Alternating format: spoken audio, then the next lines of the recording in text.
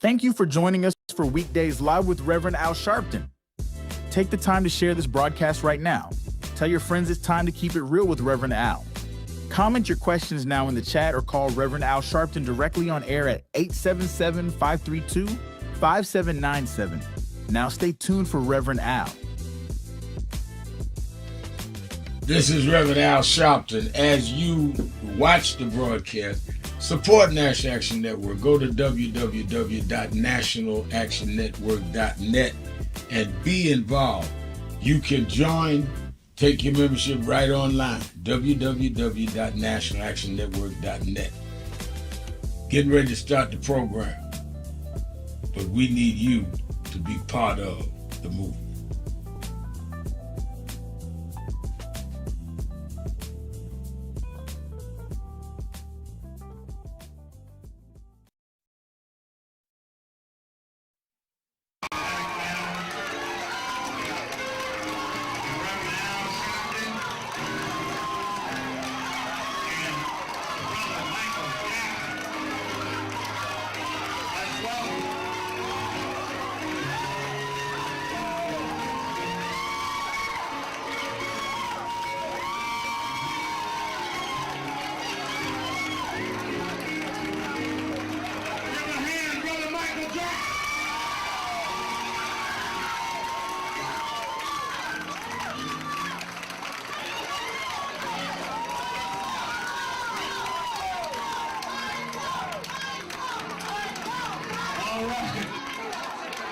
We need some room. All right, hold on. Michael Jackson is the highest selling artist of all time. No one has sold more records in the history of the planet than Michael Jackson. But Michael Jackson said to us, he did not want to just raise the issue of what's happening with him. He said that artists all over the world need people to stand up and protect their rights. And he said, Reverend, if we're going to stand up, if it's for all artists, I'm there. As you know, there's a big rally his fan comes doing this afternoon, but he said, I'm coming to Harlem this morning to meet with community leaders because we want justice in the music industry for all artists. Now there'll be some that say, oh, Michael, are you doing this only because of your situation? Michael came to Harlem 2 months ago for the DNC. Now he comes for his own peers. Because we discussed it. Kathy and I talked about how we watched James Brown struggle, Little Richard struggle. We've seen artists, black and white and Latino struggle.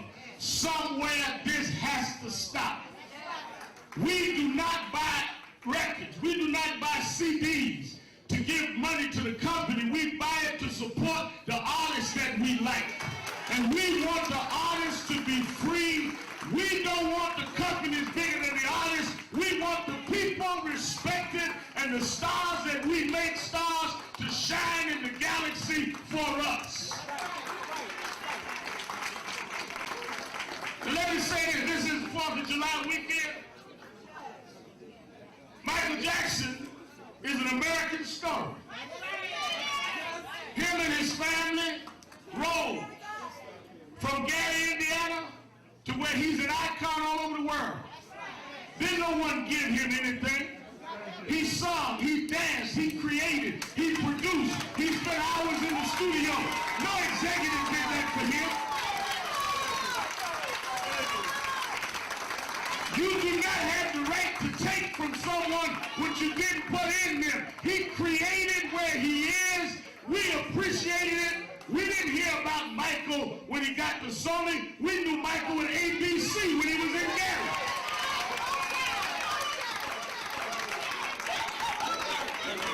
They got thrilled when he did Thriller. We was already thrilled. We were already off the wall. And we coming off our seats to stand up for justice in the music industry.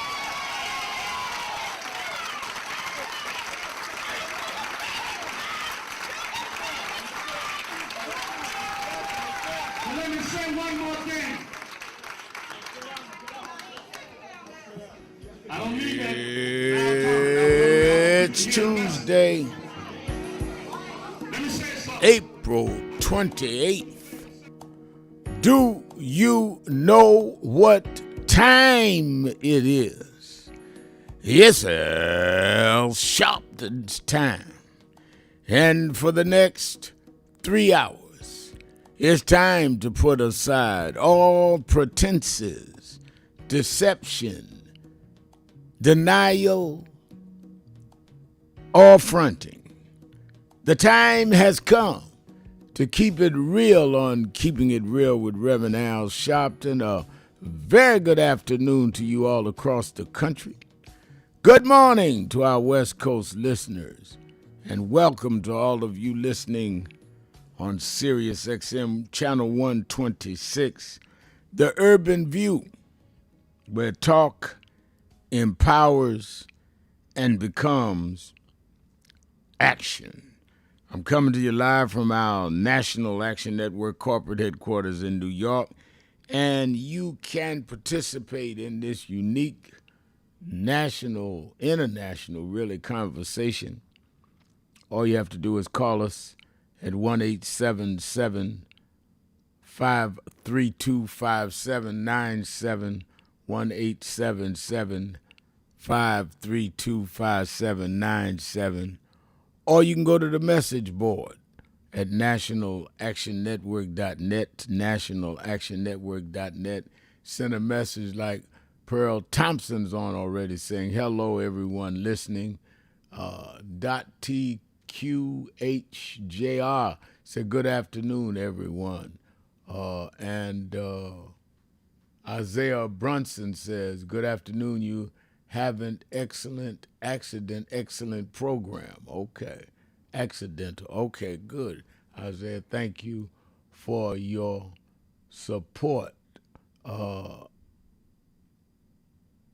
And I saw the Mayor Rodney Jones, had come in saying, good afternoon, my shepherd. All right, good afternoon. Well, a lot is happening, and this is Tell It All Tuesday. Tell it all Tuesday. Somebody named it that a few weeks ago, and it stuck. Remind me of at rallies, sometimes you hear somebody yell out, tell it. Well, this is your chance to tell it, what's on your mind and what's in your heart. A lot is going on in the country and in the world. Caught my attention that the United Arab Emirates quit OPEC as Iran war raises Gulf tensions. The UAE announced it will leave OPEC, signaling a significant break that could weaken OPEC's control over the global oil production. This fallout is dangerous. The supply disruptions and market uncertainty is why UAE plans to boost production, ongoing instability, including the Strait of Hormuz. It may delay supply reaching global markets. Now, that sounds technical. What they're saying is based on all of what is going on and the closing of the the Strait of Hormuz, they're saying, well, why be in OPEC? We can set our own agenda, and it may take till next year, which means that people in the United States and Europe may be suffering even escalating prices of gas. Because if the OPEC breaks down and there's still lingering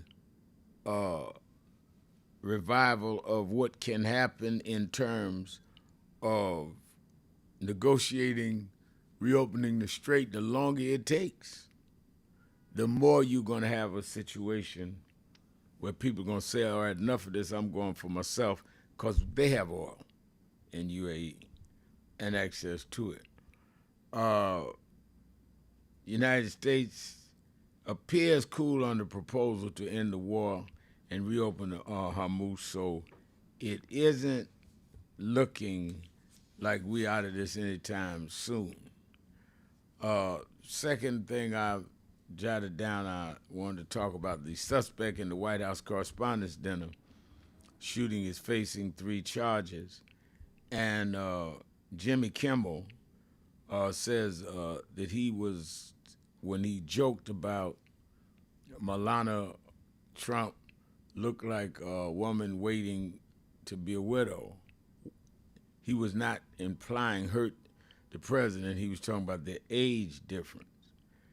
And what was interesting is how many times have Donald Trump talked about real violence to people? And his press secretary, Carolyn Levitt, said the day of the dinner that y'all are going to see some fire shot tonight. So how you going to take a joke from Jimmy Kimmel and say that he was threatening the president by saying his wife looked like a promising widow? Obviously, he's a comedian, host, he's a joke. But the press secretary of the president saying fire's going to be shot tonight, but that, which ended up happening, by the way, but that ain't nothing wrong with that. Florida. The governor of Florida, Ron DeSantis, has released a new congressional map cheating to create 4 new GOP-leaning seats. And it's an aggressive redistricting. He, again, follow what is going on.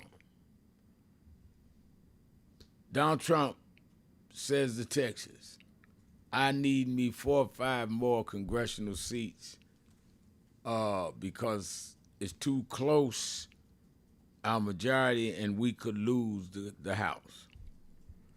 Governor Abbott goes in the legislature there in Texas, and they carve out new district lines that are more conducive to Republican voters and increase the amount of Republican Congress people from Texas by 4. They collapse the boundary lines of some of the black districts, which is why you have Al Green running against a promising young man now, because they collapsed the lines. They were 2 districts, they made them 1. So what they're doing, for those that don't understand, is they're taking where there's 2 districts that the majority of them were black, and they're just taking the borderline out, making it 1 district, and taking smaller areas and making them congressional districts. So you end up with more congressmen Republican than Democrat, not based on the population or the density, but based on how you draw the map. That's what they did in Texas. Governor Gavin Newsom of California said, all right, y'all want to change the rules and play that way, 2 can play that game.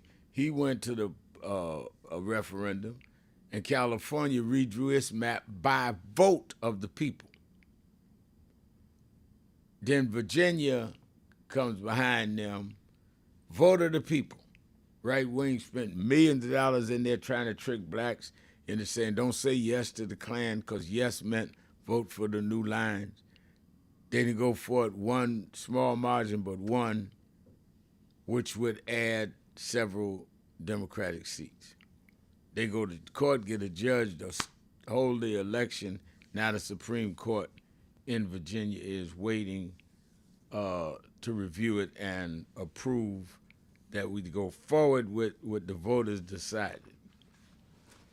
So you have our democracy at stake. Now, so you got what's going on with UAE and the oil and supply.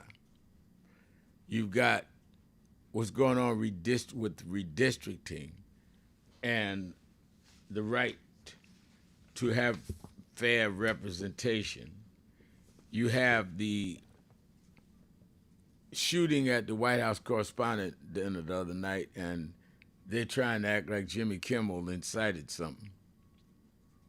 And you have King Charles here from England celebrating the United States and 250 years of independence.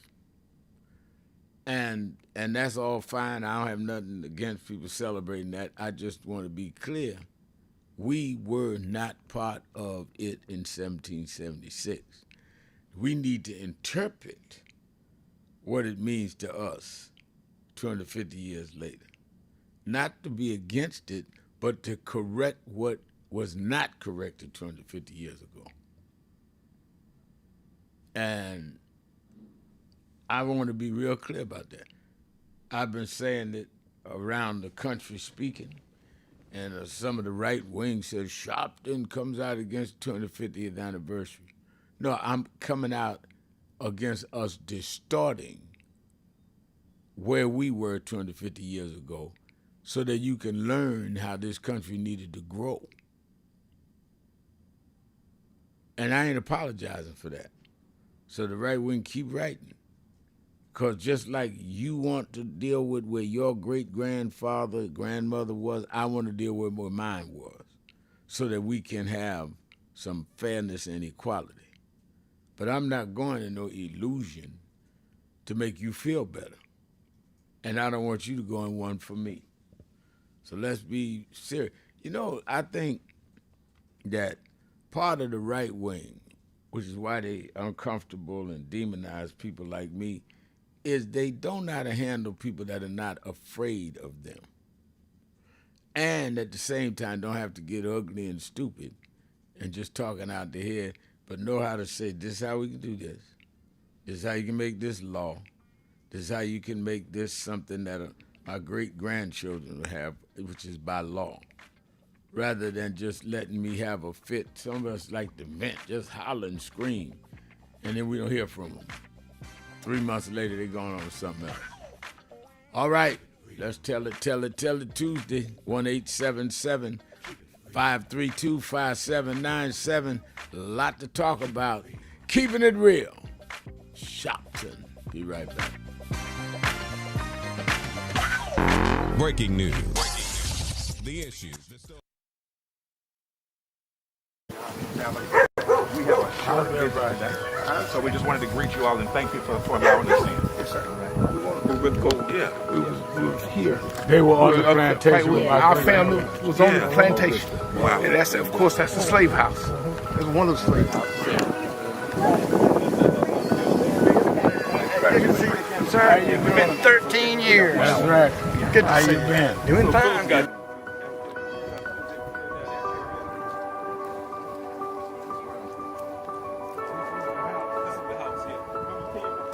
Last time, and we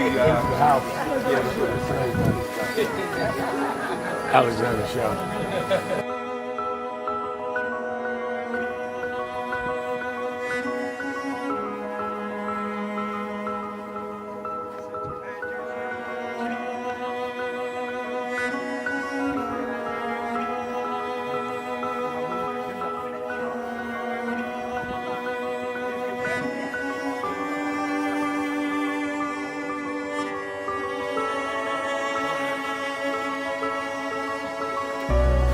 How many slaves were staying there? I have no idea.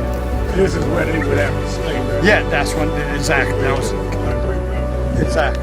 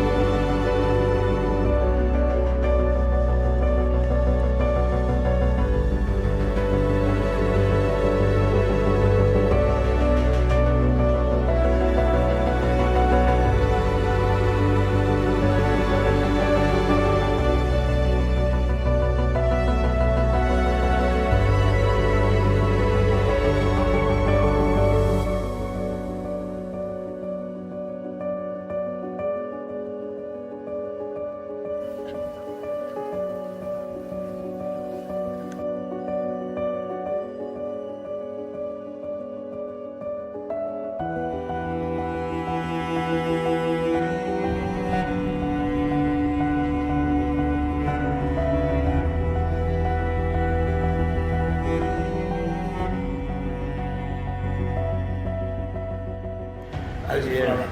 The two people that most influenced my life were from South Carolina, James and Jesse. Jesse right up the road with me. I went over his mother's funeral. Jesse walked me to my mother's casket.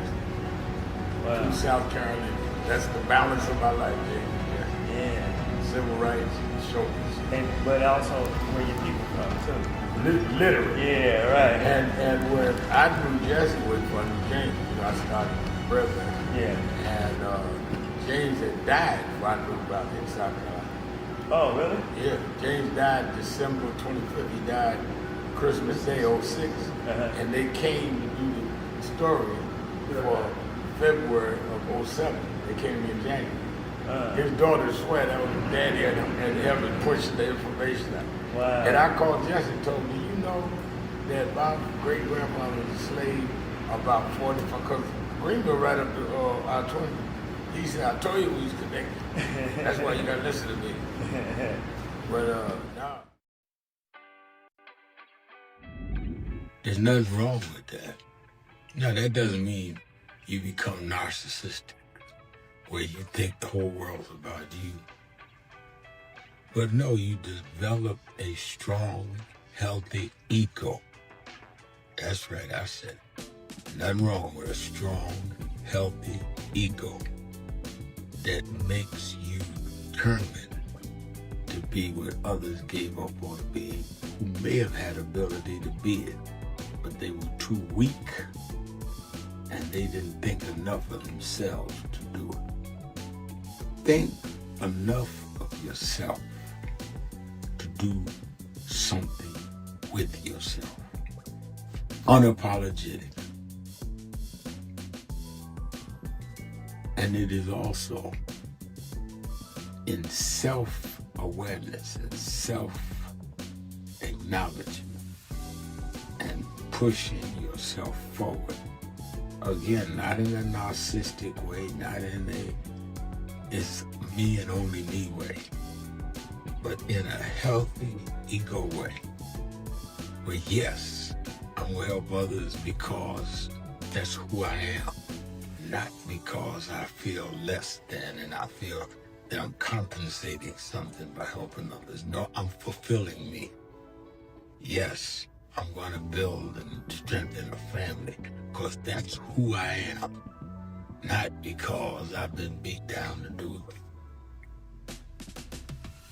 Celebrate yourself. Celebrate your uniqueness. Celebrate your achievements. Your first responsibility in life is what you do with you. God already gave you life and certain gifts and talents unique unto you. Now what you do with it, and if you do well with it, celebrate it.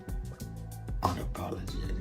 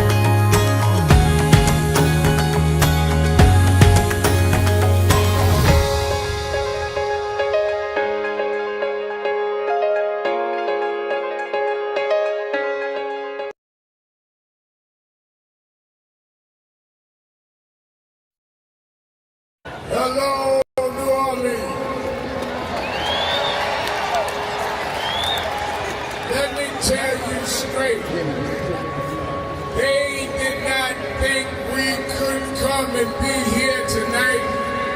They cut budgets and advertising, but one black man, Rich Newton, said, I don't care.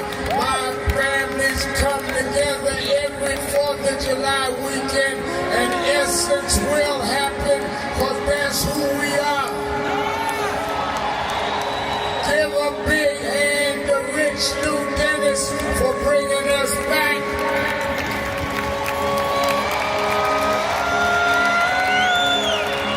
Why do we come?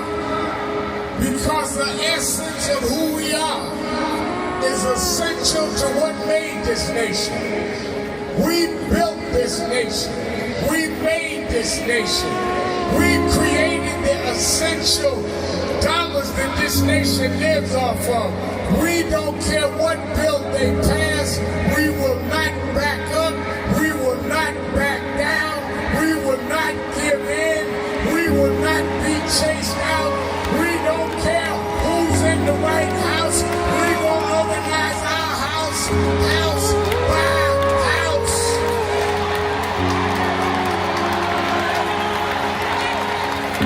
We came over the Middle Passage. We survived slavery. We survived Jim Crow. Don't you give up now. Don't you turn back now. Stand up, black man. Stand up, black woman. I am your host, Reverend Al Sharpton.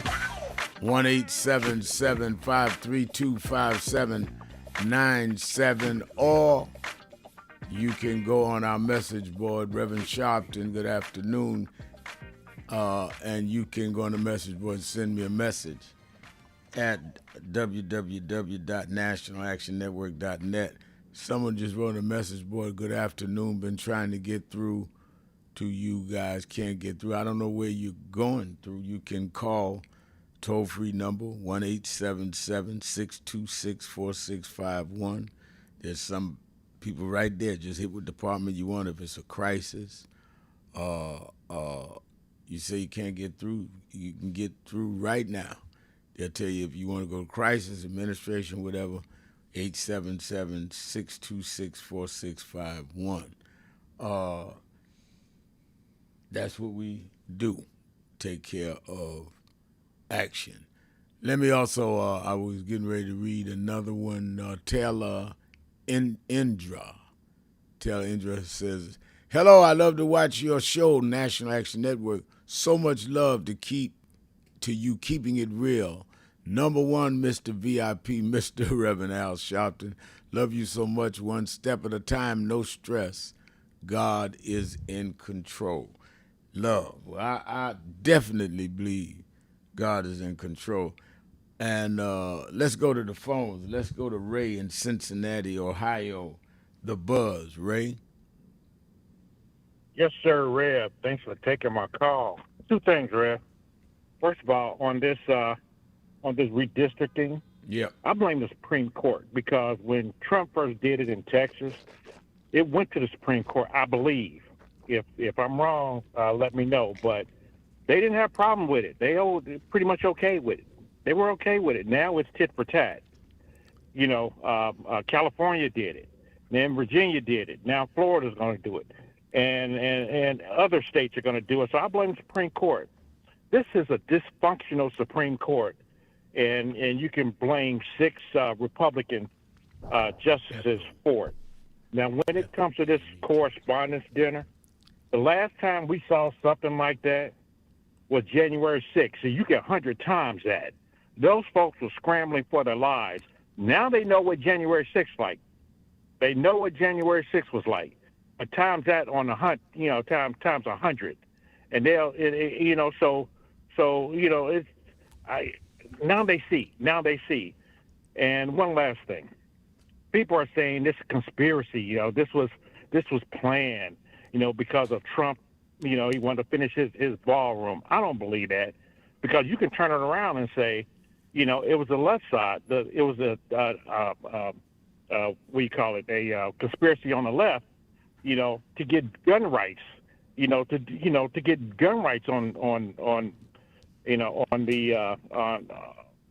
to talk about gun rights. Is what I'm Yeah, trying well, to say. So, what I think. Thank you for your call, Ray. On your points, is I think that clearly, none of us should condone political violence on either side, right or left, progressive or mainstream or moderate, whatever adjective you want to use. So I don't even indirectly do that.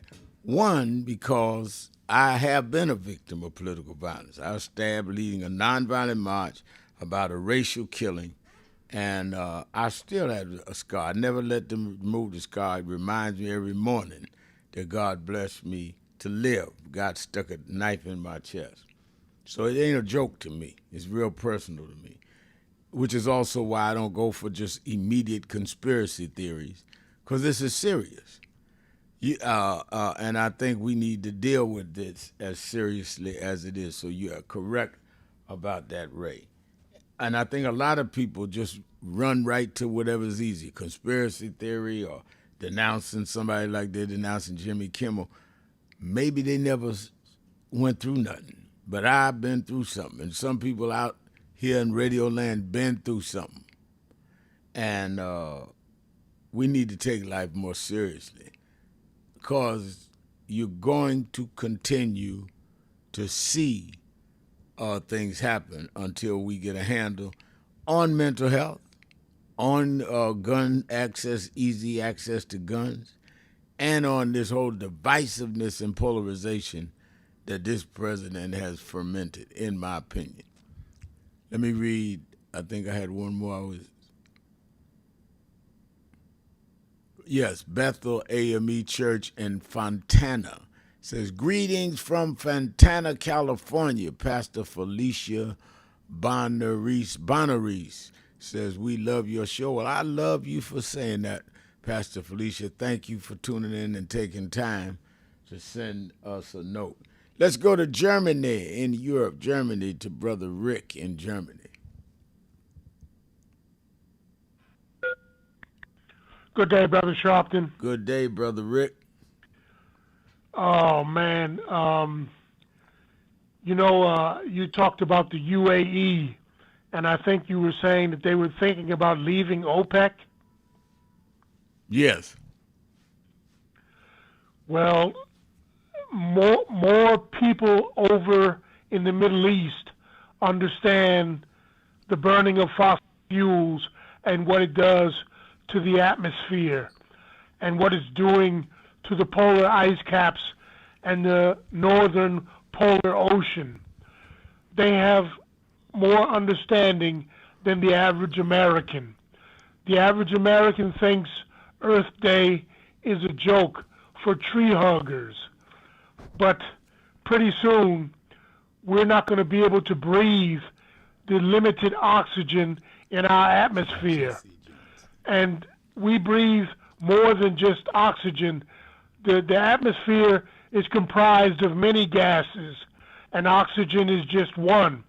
But the rate of oxygen is falling because of the wars and the burning of those oil fields in the Iraq war that America waged.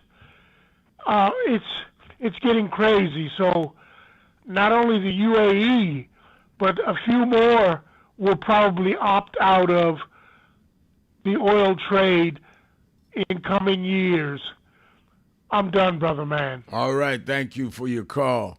And it is definitely going to make impact on us in terms of the oil supply, and we're going to pay for it at the pumps. Jesse Johnson writes on our message board, Reverend Al Sharpton, keep it real. Did you give it for him? Did you forgive him? Yeah, I forgave the guy that stabbed me, and did he ever apologize? I visited him in jail. It's a white guy, said he'd have been a hero if he killed me. And he apologized for it. I said, I forgive you, not for you. I had to do it for me. If I'm going to be a minister in the King tradition, Dr. King tradition, I got to live up to that. And I did. He ended up doing 9 years in jail for stabbing me. Name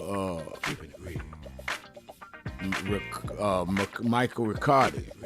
And yes, that's what happened. Let's take a break. Be right back. Keeping it real.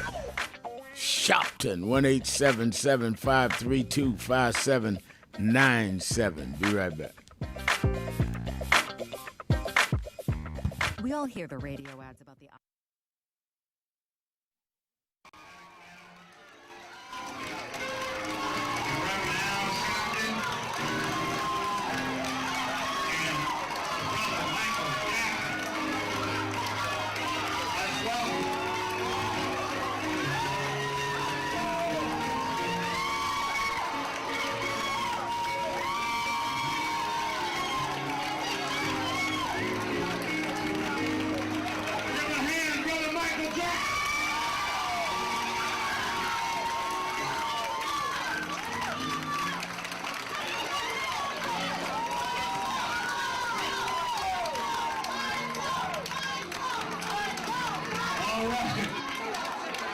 We need some room.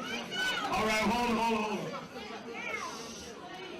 Michael Jackson is the highest selling artist of all time. No one has sold more records in the history of the planet than Michael Jackson. But Michael Jackson said to us, he did not want to just raise the issue of what's happening with him. He said that artists all over the world need people to stand up and protect their rights. And he said, Reverend, if we're going to stand up, if it's for all artists, I'm there. As you know, there's a big rally. His fan club is doing this afternoon. But he said, I'm coming to Harlem this morning to meet with community leaders because we want justice in the music industry for all artists. Now there'll be some that say, oh, Michael, are you doing this only because of your situation? Michael came to Harlem 2 months ago for the DNC. Now he comes for his own peers because we discussed it. Kathy and I talked about how we watched James Brown struggle, Little Richard struggle. We've seen artists, black and white and Latino struggle. Somewhere this has to stop. We do not buy records. We do not buy CDs to give money to the company. We buy it to support the artists that we like. And we want the artists to be free. We don't want the companies bigger than the artists. We want the people respected and the stars that we make stars to shine in the galaxy for us. And let me say this is the 4th of July weekend. Michael Jackson is an American story. Him and his family rode from Gary, Indiana, to where he's an icon all over the world. Didn't no one give him anything. He sung, he danced, he created, he produced, he spent hours in the studio. No executive did that for him. You do not have the right to take from someone what you didn't put in them. He created where he is. We appreciated it. We didn't hear about Michael when he got to Sony. We knew Michael at ABC when he was in Gary.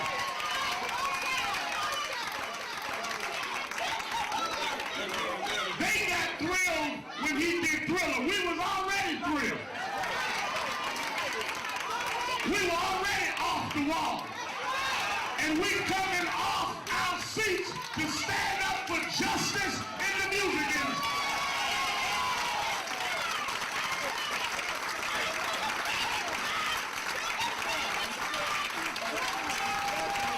And let me say one more thing. I don't need that now talking. Now we're on the rail. I want people to hear the message. Let me say something. I read one newspaper said, well, the record company said they're going to wait and put out the best of Michael Jackson. You can't put out the best of Michael Jackson because the best of Michael Jackson is yet to come. He's still creating. He's still innovating. He's still the king.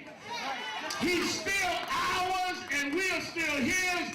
Fans all over the world. Thousands came out in London. Thousands will come out in New York. All over the world, we're going to make it clear that our artists should not be paying back things they had no input in. The promotion budgets. James M. Tume will lay it out. The video budgets. All of this is charged to the artists, yet the artists have no discretion on what to say. So if they want to buy an ad with their friend, Michael can't tell them buy it in Jet Magazine because they decide the budget and charge it to the artists. That's why many of these artists have no money at the end of their career. But he wanted to fight while he was on top, so it will help your child not have to fight one day to go through what they've had to go through. Sammy Davis Jr. died broke. His wife had to become a waitress. Michael said, I went to Sammy. I went to James Brown. I went to Little Richard. We gonna stop this once and for all.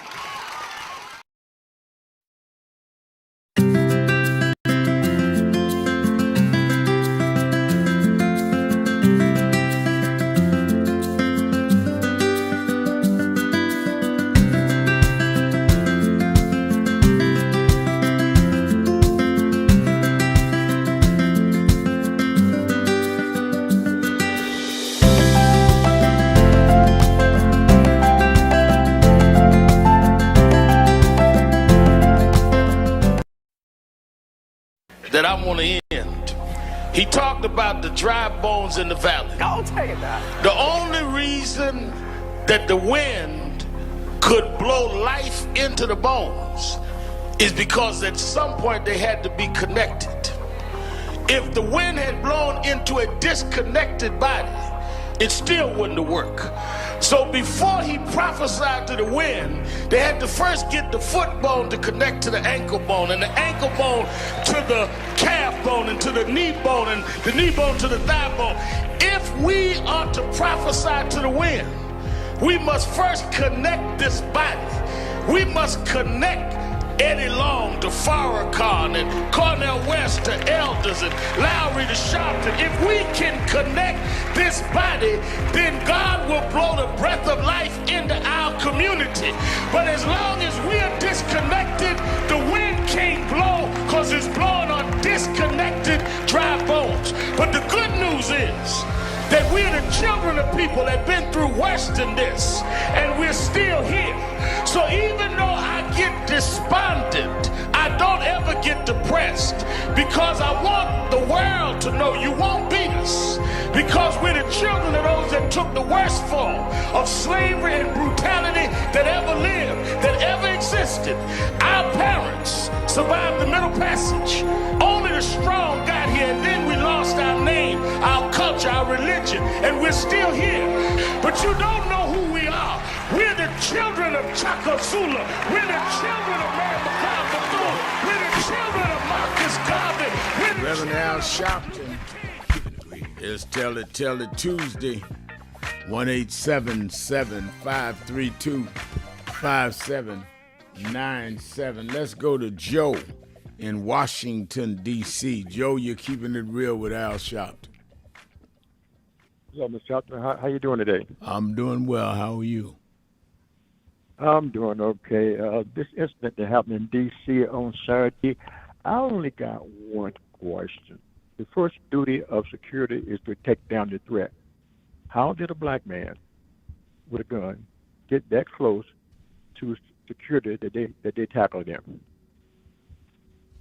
I have no idea. I mean, clearly he got in the perimeters on another floor. He never got close to the ballroom.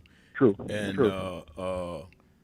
And he clearly he shot one of the officers. Hit the bulletproof vest, so he survived. I don't know. They did not take him down, but the fact he's alive, I'm sure that they're gonna have a lot of questions that we'll see in his trial.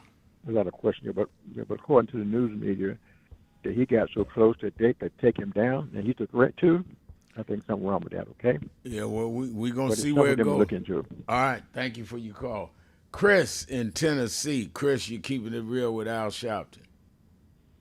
How you doing, Al? Good afternoon, Al. How you doing? I'm doing good. How are you? Well, I'm doing okay. You remember Donald Trump got shot on Saturday? Well, he's a good president of the United States. He didn't get shot on Saturday. Who shot him? Well, the guys and the. Nobody got okay, shot. Sir. No, all right, let's go on. You got bad information. Nobody got shot on Saturday. He shot at one of the officers. The bulletproof vest protected him, but nobody shot Donald Trump or none of Donald Trump's guys. What happened was wrong, but let's not exaggerate what happened.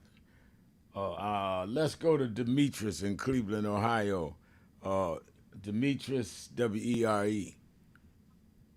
Yes, thank you very much. Yeah, I just want to speak on a few subjects. Good talking to you. Because concerned of the redistricting in Texas, I wonder, is it possible for those congressmen, who districts being restructured legally, if they refuse to leave their seats? You blow. I can't hear you. I was saying, I think it might be a good idea for those congressmen in Texas whose districts can be rearranged illegally. Yeah, I was wondering if they wanted to, it'd be a good idea. When the election is over with, they refuse to leave their seat because they was illegally redistricted. Yeah, well, I think they would have to establish that in court. Otherwise, they just remove them. For example, if they seat was taken, right, because the district's redrawn, once their term is up and the new people that were elected there, they would automatically suspend whatever their cards that they use to get in certain doors in Congress. They wouldn't be able to get in their office. They'd move their stuff out. So they couldn't just stay there because that's controlled by the Capitol. I think it might be a good form of protest, because it is illegal. I think it is illegal, and I think and I love any good protest, but I think the protest need to be before the fact, not after they have the election, take their seat, and tell them to just sit there. It's a one-day story. It may be symbolic, but let us substantively make sure that we don't end up in that position. That's why we need to fight it in the courts and by redrawing some lines ourselves. So when does the election takes place in Texas, when they're going to elect? The congressional elections is in November. Okay, and it's coming November. Okay. Right. Okay, I understand what you're saying. So hopefully, the courts will step in, but it seems like the way things going. Well, the courts need to step in, but we need to put the pressure on, and we need to do what they did in Virginia. Is say, okay, if y'all want to play that game, we'll redraw some lines and do it all over the country. I think that you have to give Virginia credit. You have to give those that, from Hakeem Jeffries to President Barack Obama, credit, that rallied people and got them to vote when millions of dollars in advertising was against them.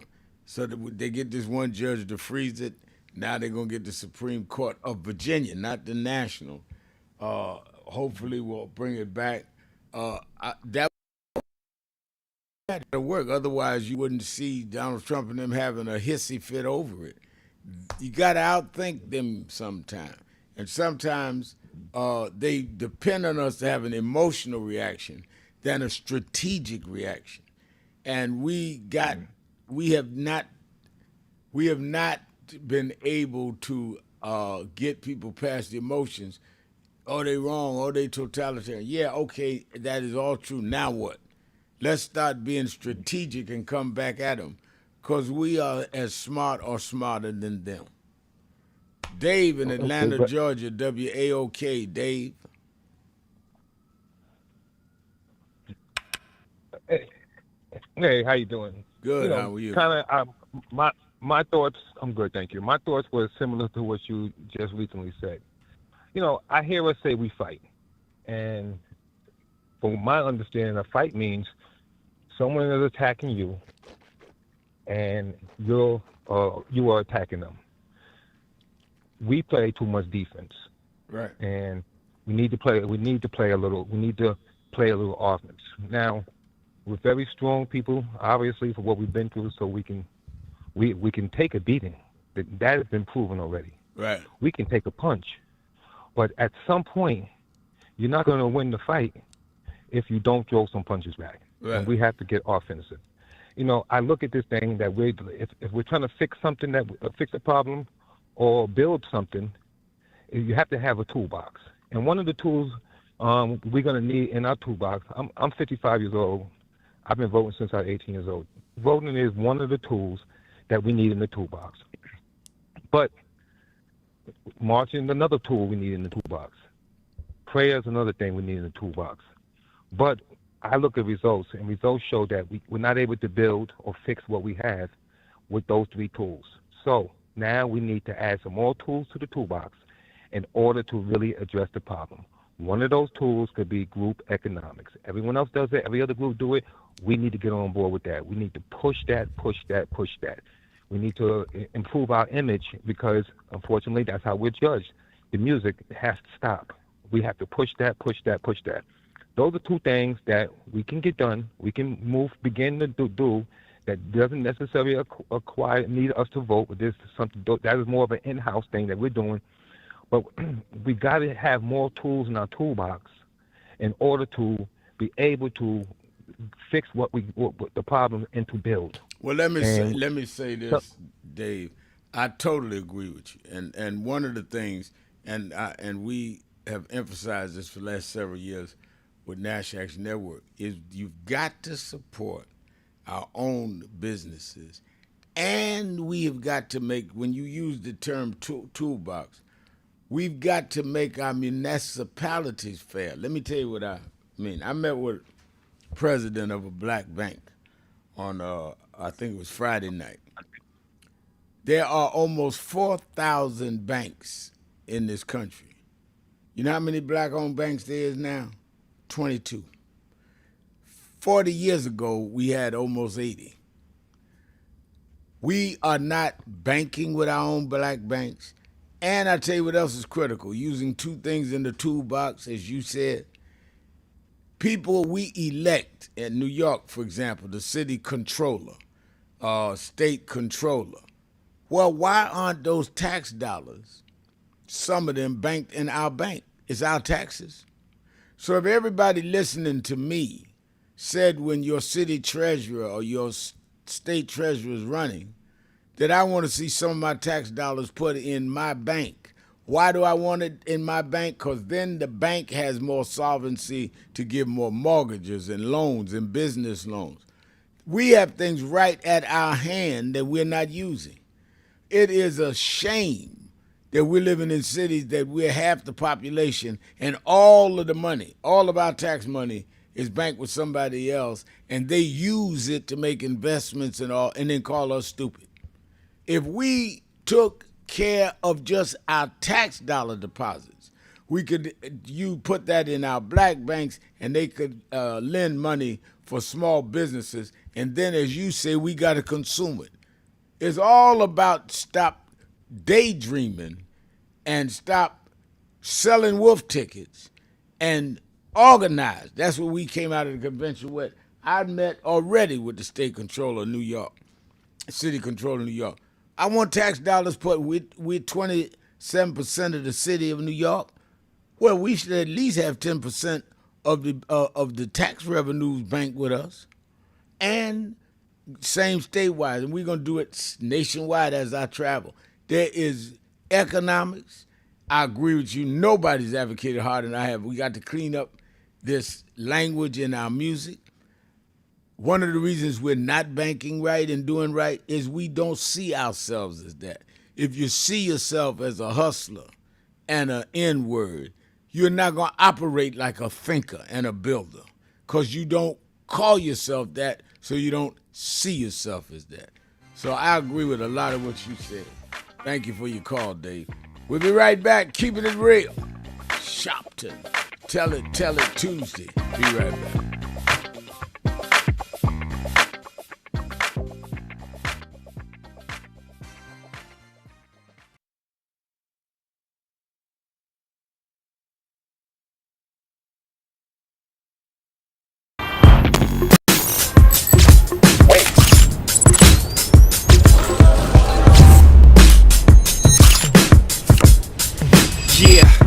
Yeah, I'm out at Brooklyn. Now I'm down in Tribeca, right next to the Narrow. But I'll be hood forever. I'm the new Sinatra. And since I made it here, I can make it anywhere. Yeah, they love me everywhere. I used to cop in Harlem. All of my Dominicanos right there up on Broadway. Pulled me back to that McDonald's. Took it to my stash spot, 560 State Street. Catch me in the kitchen like a Simmons whipping pastry. Cruising down A Street, off-white Lexus. Driving so slow, but BK is from Texas. Me, I'm out that Bed-Stuy, home of that boy Biggie. Now I live on Billboard, and I brought my boys with me. Say what up to Tata, still sipping my top. Sitting courtside, Knicks and Nets give me high five. I be spiked out, I could trip a referee. Tell by my attitude that I most definitely from.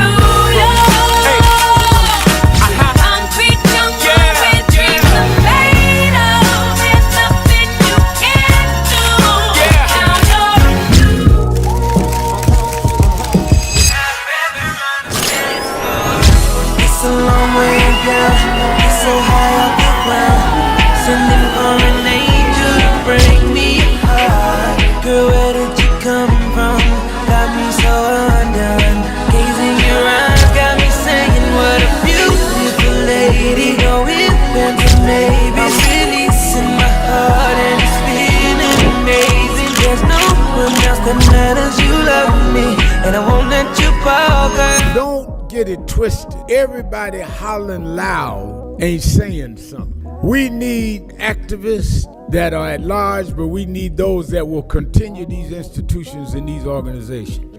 If you are what you should be, you don't have to have nobody step aside. People will push you up.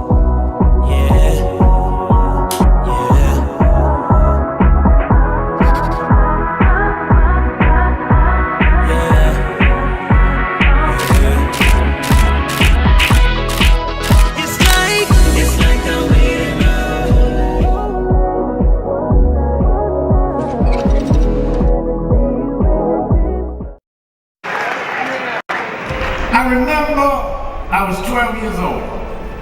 I was a boy preacher in the Church of God in Christ. Bishop Shear knew my bishop, Bishop Washington. Bishop Washington, my mother was concerned I was getting into politics. They brought us to Reverend William Jones. His daughter's traveling with us. And Reverend Jones introduced me to Jesse Jackson. I became his youth director in New York at 13. I liked Reverend Jackson because he was a little hipper than the older preachers. He was 27, I was 13 by the time I became youth director. So he was like a father figure to me. When I got about 40, he said, quit calling me father, call me big brother. We went to the car center, and James Meeks and Jesse Jr. and I had dinner with him that night. And that's where he said to us, Al, me, Jesse Jr., y'all are my disciples. And we said disciples. And for years we joked each other. I'd come in the room and Junior said, here's disciple number one. But discipleship meant you carried forth the vision. The next day, he took me on the ferry to Goree Island, Mrs. Jackson. On Goree Island, he showed me where the slave camps were. And I will never forget, he said, Al, you see what that artifact is? I said, what's that? He said, they call it the door of no return. When you go through that door, you either made it to America to slavery, or you died in the Atlantic. The door of no return. But I talked to him about 3 years ago. And I reminded him, I said, remember when you brought me to the door of no return? He said, yeah. I said, well, we did return. We returned the President of the United States, Barack Obama. We returned the Vice President, Kamala Harris. We returned with businessmen. They thought they sent us as slaves. We came back as global liberators. The problem is that too many of us did not join the movements that sponsored us. And there was a breakout in 2024 called Negro Amnesia, where you forgot where you came from and forgot how you got where you got. Therefore, they're trying to take back everything you had.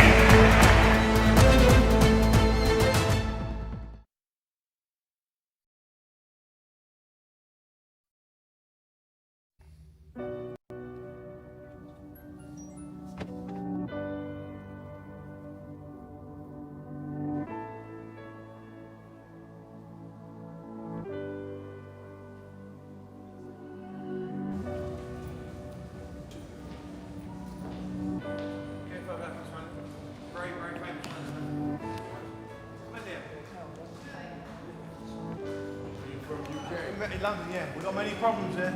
We need you over our side. Yeah, you're invited anytime, please. Whenever you want to come. There we go. Dice! What's up, Doc?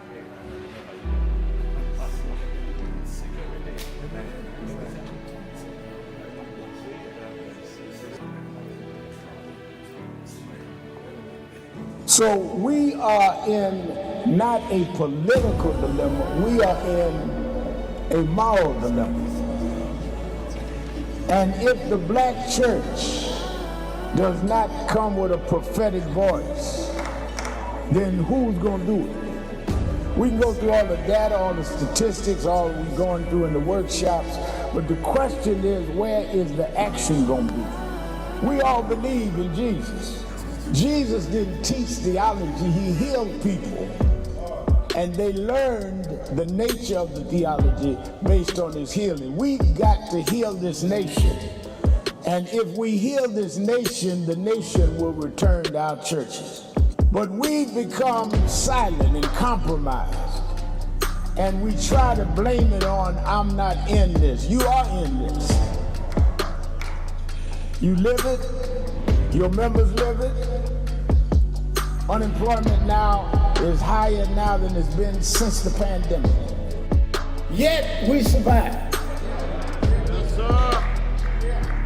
There's no history in the world of any people that went through the kind of psychological, cultural, and physical slavery like blacks did in America. The only reason we're still here is because of our faith. We had no external strength. We had an internal strength. And it was the God that we were taught by our mamas and grandmamas that brought us through. And I don't care who's sitting in the White House, we cannot betray the God that brought us through.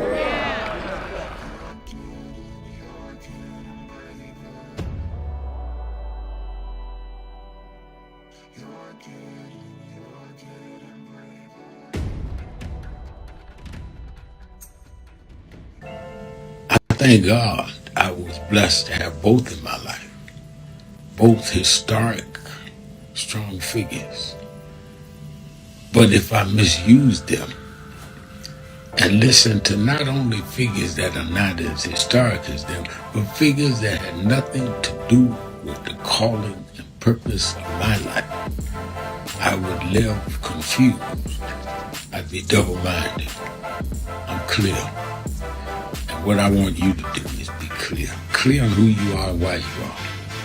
And a lot of that will be exposed to you and others by who you are around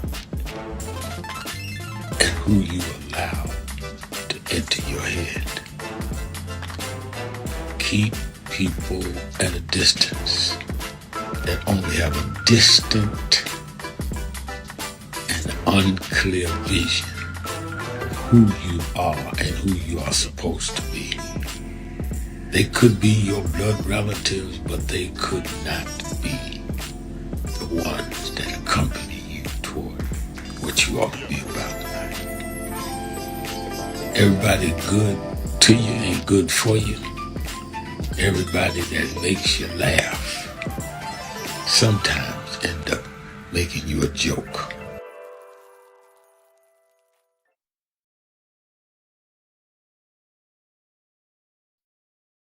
It's been a long time coming, but I know 1968, Dr. Martin Luther King was killed in Memphis, Tennessee. And it has been the commitment of National Action Network to always, in the month he was killed, to let them know they killed the dreamer. I have a dream today. When they can't kill the dreamer.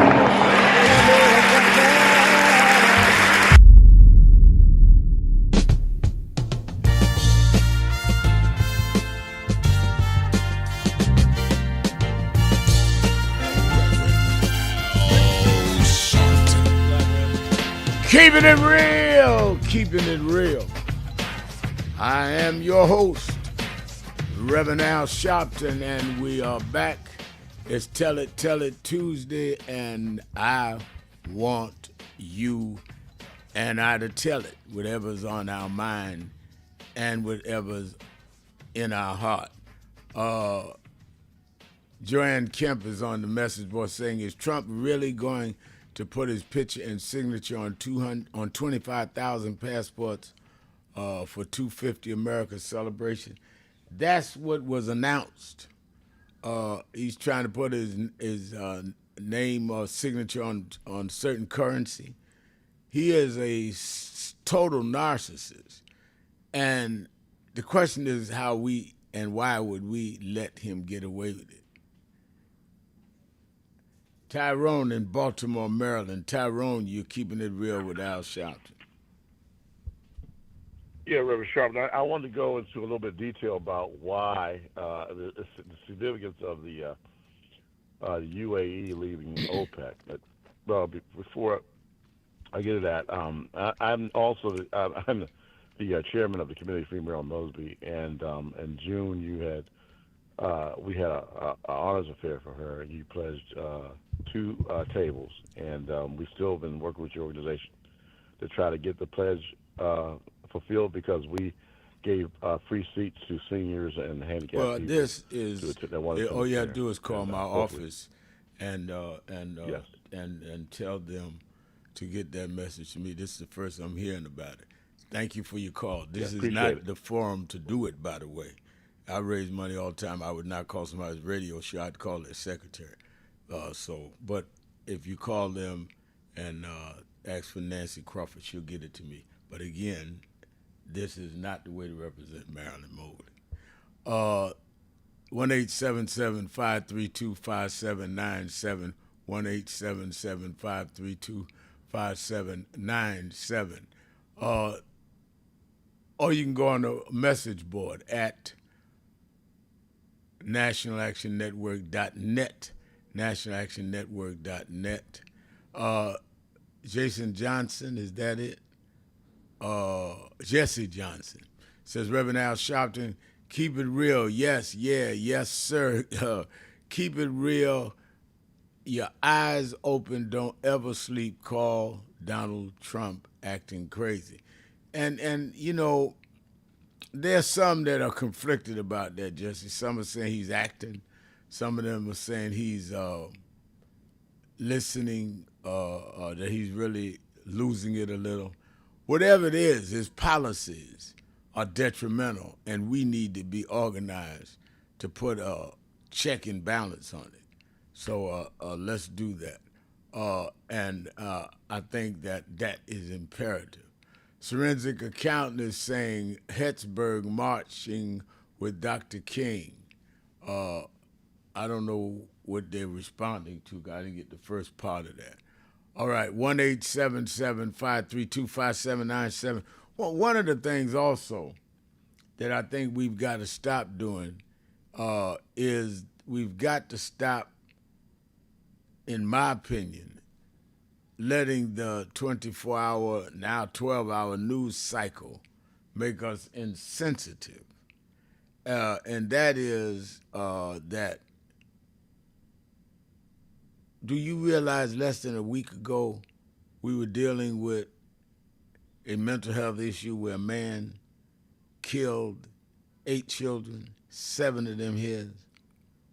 I had the congressman on from that district on Politics Nation on Saturday night, and they're trying to deal with that. Then in Virginia, the former lieutenant governor of Virginia killed his wife and killed himself with 2 teenage children in the house. And because Donald Trump says something, we no longer talking about mental health, but a day later we go on to something else. We cannot have him, the president or nobody else, have us react and forget about the things we need to be following up on. There is a real mental health problem. And we need to all be dealing with that. And we need to be challenging our elected officials on where the resources to deal with that. Our churches. We don't need our churches just open one day a week on Sunday. Let's have places that we can work all week. Workshops. Finding out how people can talk about their needs. Talking to people. And dealing with the needs of the people on the ground. That's why we bought this building in Harlem. Because too many of us allow those that are not in our interest to dominate, to dominate our time. And that's what Trump wants. Just keep reacting to him. He said this. He tweeted this. He got up in the middle of the night and said this on social media. All right, fine. He is the president. You got to know what he's doing. But then what are we doing? What are the issues we're keeping up with, that we're keeping alive? And I'm telling you that I like that caller that said we need to have a strategy and move forward ourselves.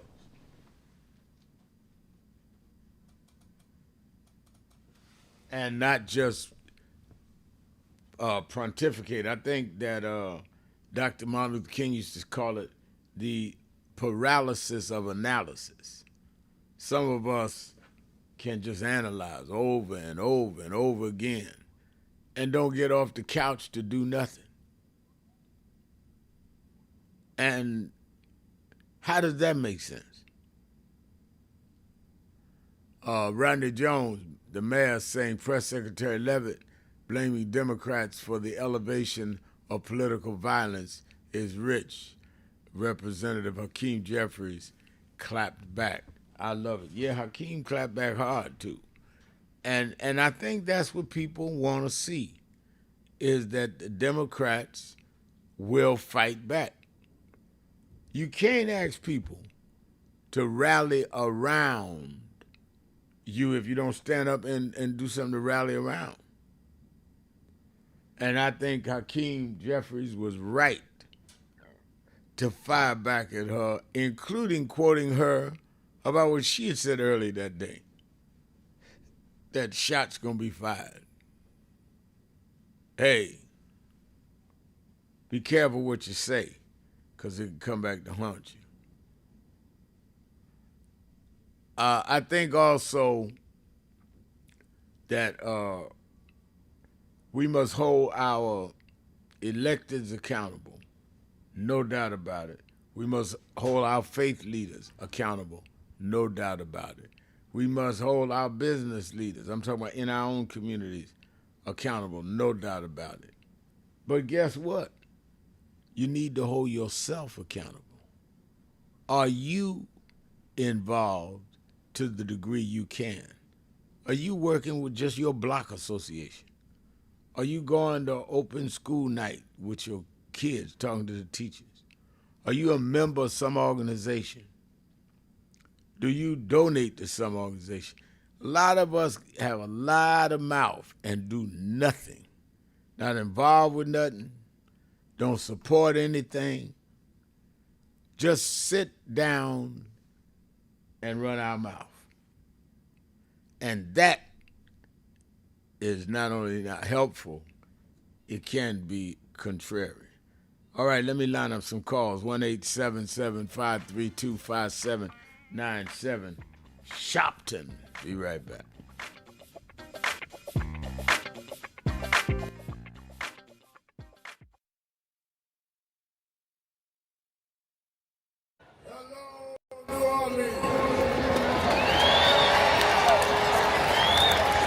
Let me tell you straight. They did not think we could come and be here tonight.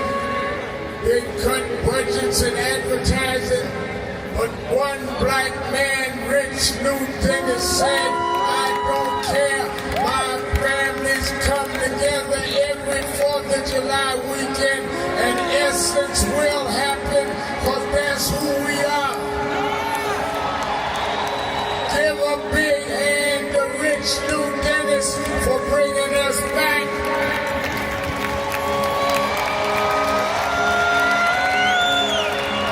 Why do we come? Because the essence of who we are is essential to what made this nation. We built this nation. We made this nation. We created the essential dollars that this nation lives off of. We don't care what bill they pass. We will not back up. We will not back down. We will not give in. We will not be chased out. We don't care who's in the White House. We will organize our house by house.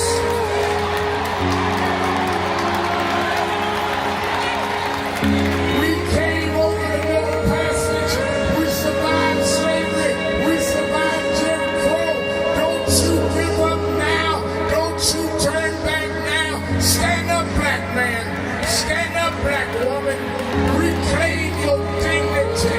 Reclaim your place. So we stand with the Global Black Economic Forum. We stand with Essence Magazine, because that's who we are. So don't give in now. Yes, there's some rough days, but we've been through rougher days than this. Yes, Trump is a bad dude, but we beat badder dudes than Trump. So let's party with a purpose, because our rhythm and our music reminds us who we are, because we can smile through our pain and organize for our gain. Let's stand up and let's celebrate who we are. Thank you, God bless you.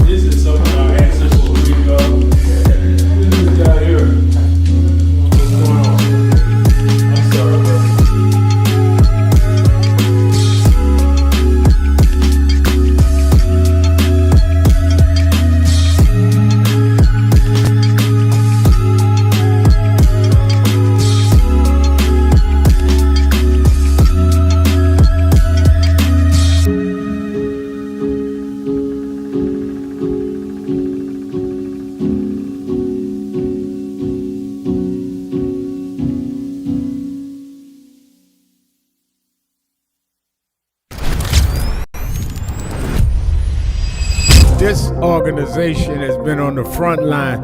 People ask me, why do families call us? Because we never leave them.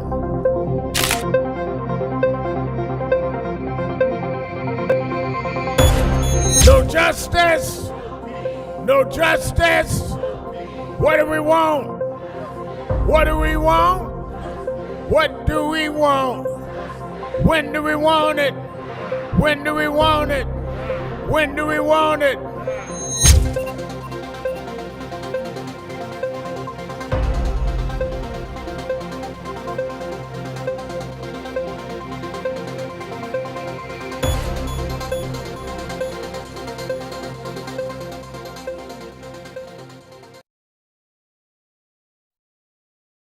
But Reverend, it looks bad now. Look at Iran. Look at what's going on in Minnesota. Look on.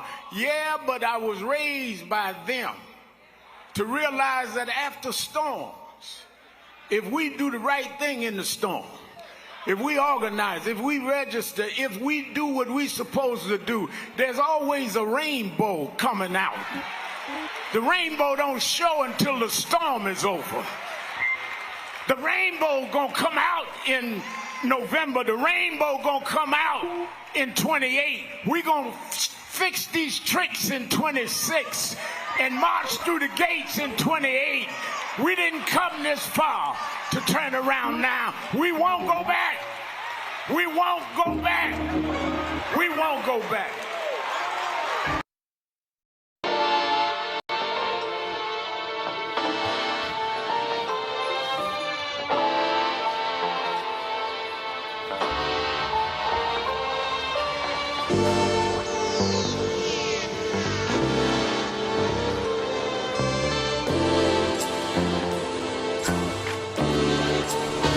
Keeping it real.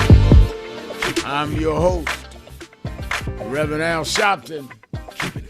1-877-532-5797, or go to the message board at nationalactionnetwork.net. And I see on the message board, Bruce Turner says, and it's a lot of colleges that are being questioned about their database. Yeah, that's one of the things that we came out of our convention with, is we need to get into AI, We've been fighting DEI, that's what got my mind. But AI, there's some blacks in that industry working with these major guys that I think that clearly we've got to watch in terms of regulation, and that it does not hurt certain areas in terms of how they set up. But we need to learn what this is, because if the whole economy is going to AI, our children and ourselves need to be equipped with what does that mean? How do you use it? How is it misused? It's inevitably here now. It's done. It's here. So the question is, how do we deal with it from our community? It's very important. I'm going to be meeting with some of those blacks in that industry at the top on how we can set up a program to educate our community on how to use AI and how it's being misused, because it's a reality. It's not whether it's going to happen. It's here and getting stronger every day. Let's go to Rufus in Savannah, Georgia. Rufus, you're keeping it real on Tell It All Tuesday. Hey, good evening, y'all. How y'all doing right now? I'm doing well. Yeah. I was thinking about what you were saying today, and I guess I felt the same way you felt yesterday. Did you feel that you was talking about today, how we just can't let that one man control the whole news cycle every day? And I was thinking about, I guess I was feeling the same way you were feeling yesterday, because I was on the line waiting to speak to you yesterday. I just hung up. I ain't talking about that dude. Anyway, it brought me back to when I told you I had first met you. So I ain't even talk about him today. I'm gonna talk about that something. You said you came up in Brooklyn, right? Yeah. Yeah. Well, I lived in Brooklyn a while, a good little while. My dad and all of them, they was up there. I came up around Green Avenue in Troop. I know In exactly. that I know area. exactly where that is. I know exactly where that is. I was gonna ask you, did you remember they had a check casher up there on Fulton Street years ago? It had to be just a long time ago. Fulton and what? Fulton, not too far from Troop. Around you had an old North Carolina country store. Yeah, I remember the country had, store right there on Atlantic. I remember that. I know the old guy. He was from North Carolina. Him and his son. They used to run the store up there up there, but they had a Jewish man named Jack Rosenthal. He owned a check cashing a little check casher up in the area. That would have had to been in the mid '60s. And I didn't know whether you. No, I didn't know that. I was born in Brooklyn, and then we moved to Hollis, Queens, and then the mid '60s, my father I lived in Hollis too. Yeah, then my father I left. lived in Hollis too, and we had to move back to Brooklyn. But thank you for your call. I rode around Brooklyn spots that I hadn't been in a while, showing my daughters how it was. A lot of it is gentrified now, which is one of the reasons why I wanted to buy, and we have bought this headquarters in Harlem, and you that have made a commitment to help us do that, because we're trying to go back against the grain of gentrification. And you go to nationalactionnetwork.net and help us as we pay off the mortgage debt. But we got the building. We're going to be in the next several weeks with our Saturday rallies. And all you that are on the live stream, that's the building we're showing now. And a legendary black choreographer had this building 26 years. George Faison, and he did not want to sell it to developers. He didn't want to have it exploited.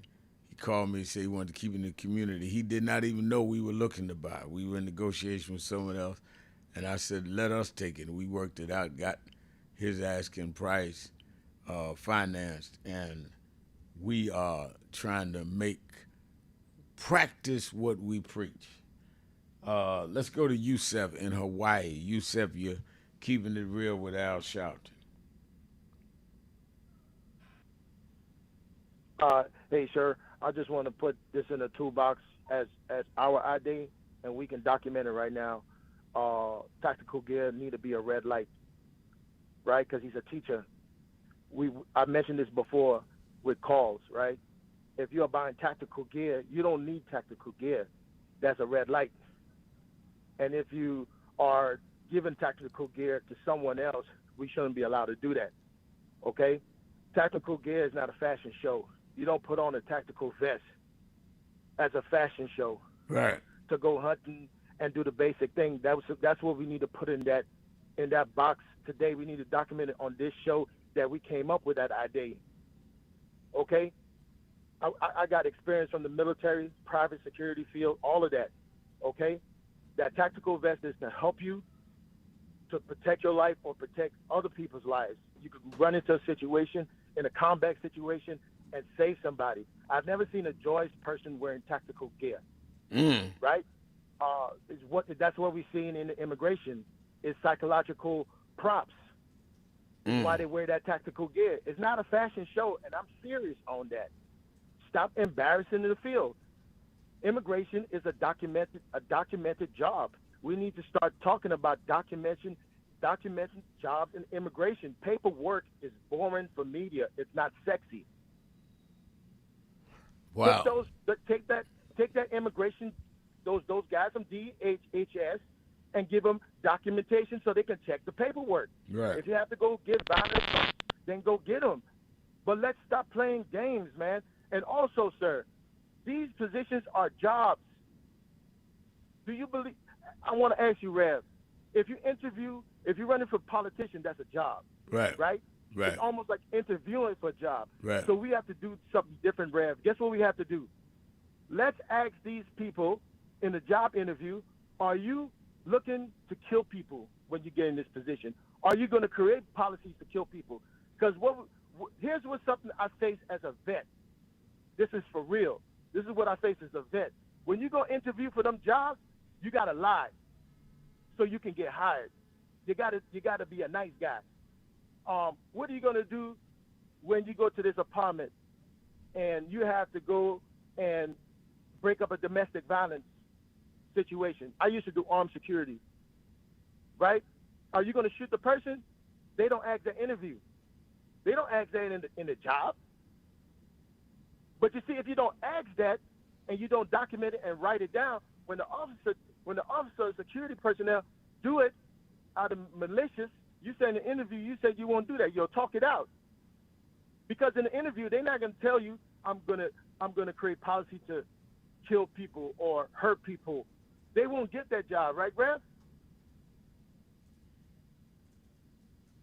I think you're right, and I think that that's correct. That is absolutely no, I think correct. you're absolutely People are correct. being I think this particularly when you said that these are jobs, and and thank you for your call. People ought not, whether you're running for office, whether you're getting a political appointment, whether you're in business, whether you're working for business, you ought not apply for a job if you don't intend to do the job. And I think you made an excellent point. And you need to be judged, reviewed based on how you do your job. And nobody should have to thank you for doing your job. If you apply for a job, the income is a certain amount of money. If they pay you that, that's your thanks.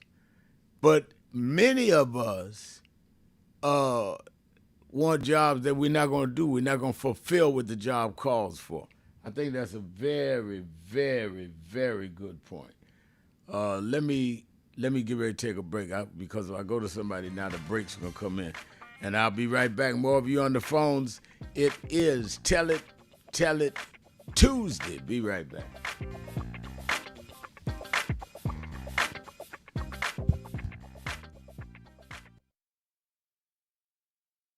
That I want to end. He talked about the dry bones in the valley. Don't take it down. The only reason that the wind could blow life into the bones is because at some point they had to be connected. If the wind had blown into a disconnected body, it still wouldn't have worked.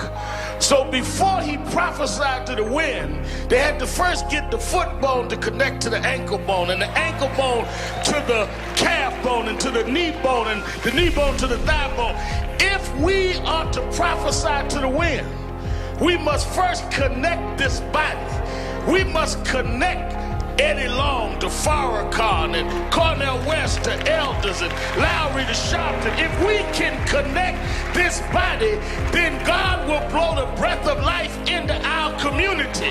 But as long as we are disconnected, the wind can't blow because it's blowing on disconnected dry bones. But the good news is that we're the children of people that have been through worse than this, and we're still here. So even though I get despondent, I don't ever get depressed, because I want the world to know you won't beat us, because we're the children of those that took the worst form of slavery and brutality that ever lived, that ever existed. Our parents survived the Middle Passage.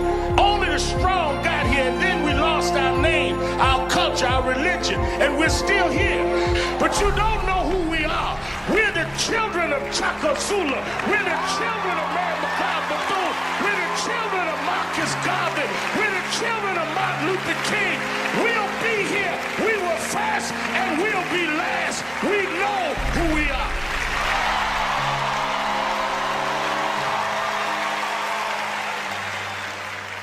Some of you forget where you come from and forget how you got there, and act like you got there because you were qualified or that you had a good resume. But some of us had to pay a price for your resume to even be read. Some of us had to take nights in jails and licks upside the head or shut out of boardrooms like Byron so you could walk down red carpets and act like you got there by yourself. So I received this award with a special place in my heart and on my shelf because I'm getting it from a freedom fighter who never forgot where he came from and how he got there.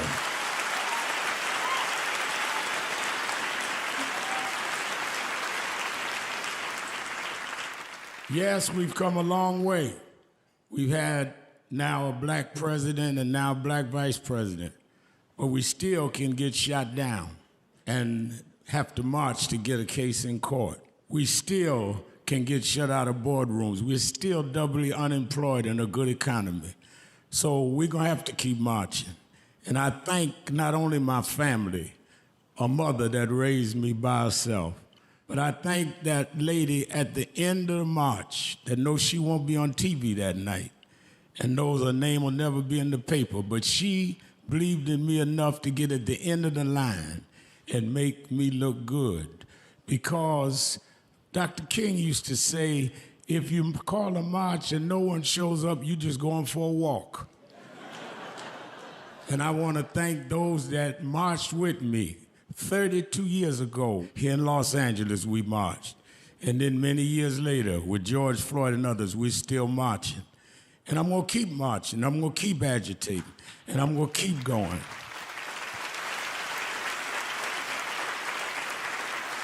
Until we don't have to do it anymore. Eddie, known you a long time, Mariah, Chris, and your kids. And I promise you this, the only thing that I really live for is I get up with this dream that every bigot, every racist, everyone in this country that hates will say, damn, he's up again.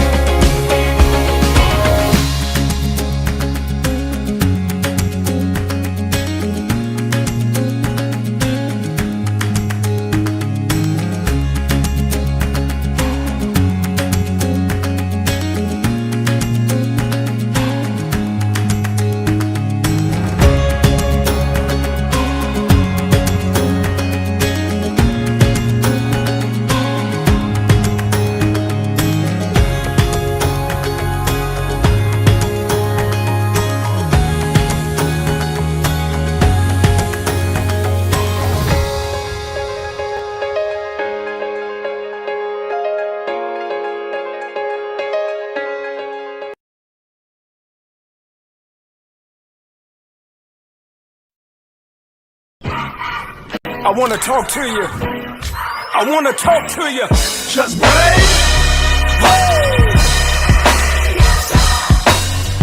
I believe that. Good morning, everybody. I hope the coffee has kicked in by now. I want to start by thanking your leader, the Reverend Al Sharpton, and everyone at the National Action Network for 35 years of standing up for civil rights and opportunity for everyone. And I couldn't be more grateful for the way that you have blessed the lives of so many, including mine. As we look today on King Day, let us not forget that we had to struggle to even have this day. They did not wake up one morning and say, let's give a federal holiday to Martin Luther King. People petition. People march. Keeping it real, keeping it real. I'm your host, Reverend Al Sharpton, and we're back. 1-877-532-5797, or you can go to our message board at nationalactionnetwork.net. Ray Wilson is on the message board saying, Democrats are doing the work, Rev, so the voters need to do their part. That's all we ask is for people to vote for Democrats. All right, Ray's a loyal Democrat. Beverly Jackson is writing on the message board, we must connect to our ancestors. Knowing our history is key. That's absolutely right, Beverly. And let me tell you something. Part of my morning regimen, you know, I get up about 4 in the morning and try to be in the gym to work out about 5:15, 5:30, because I like to go before anybody else is going. And so I can play the music I want to play while I'm working out. And the first thing I do when I wake up is I read some meditations, do my prayer. I have pictures in my den.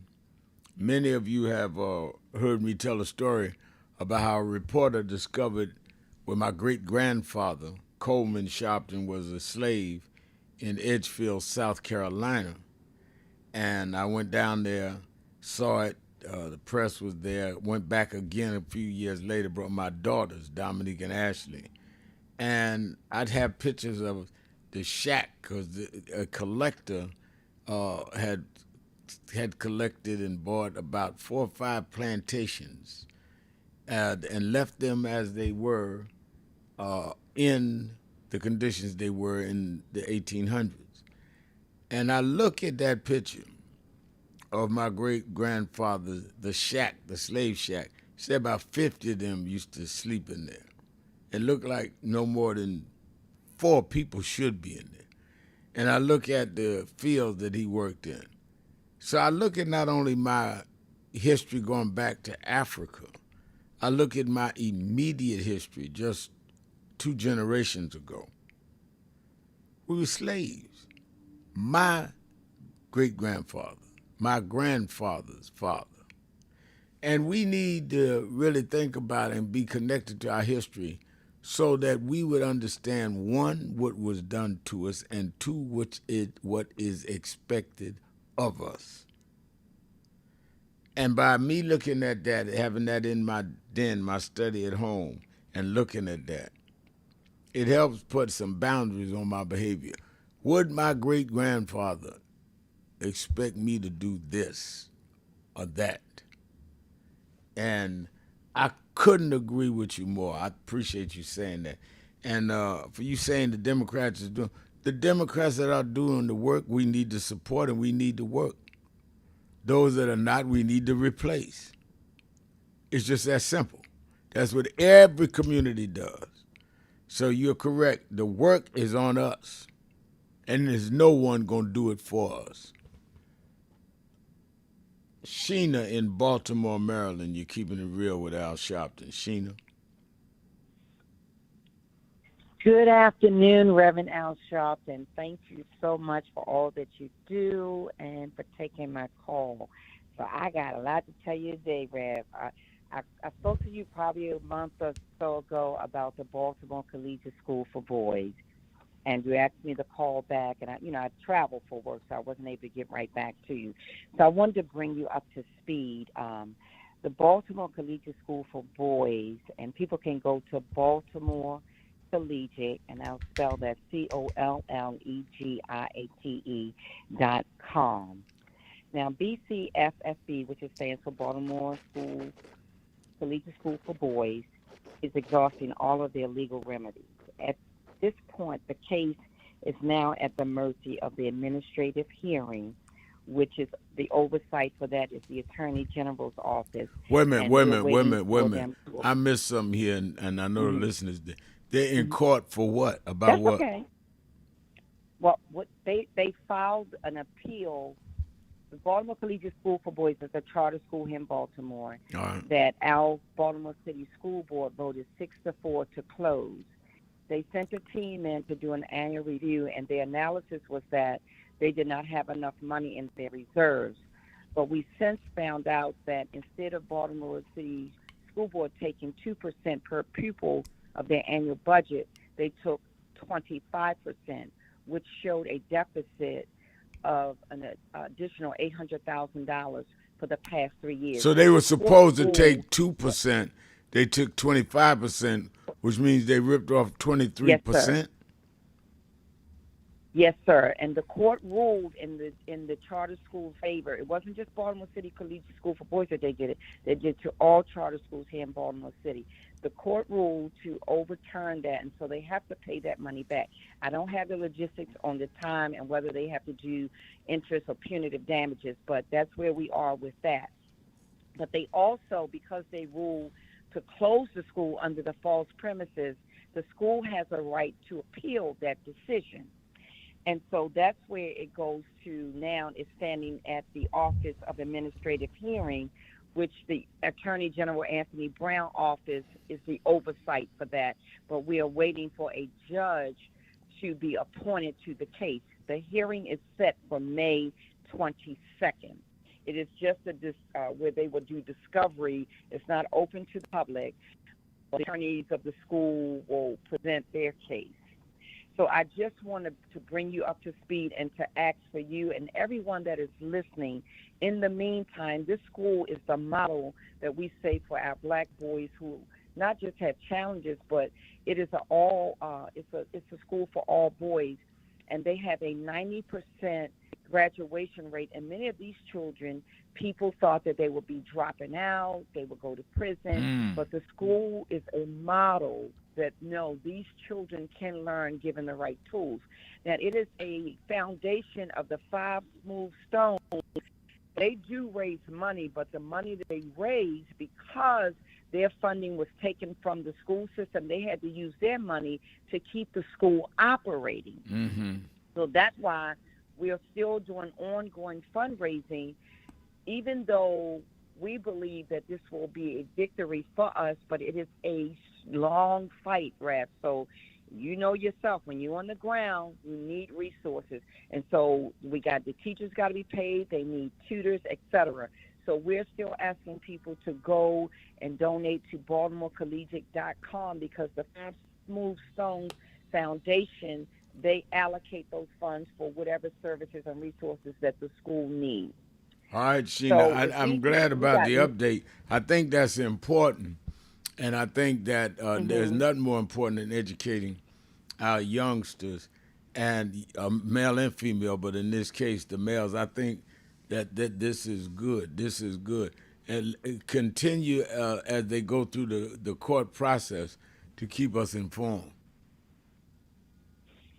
Okay. Now, I'm just asking you, if I know you can't do a lot of stuff on air, but just share with your friends and your circle and your organization to donate, because this is definitely needed, because this brother character has been assassinated because they put out as if he misappropriated the money.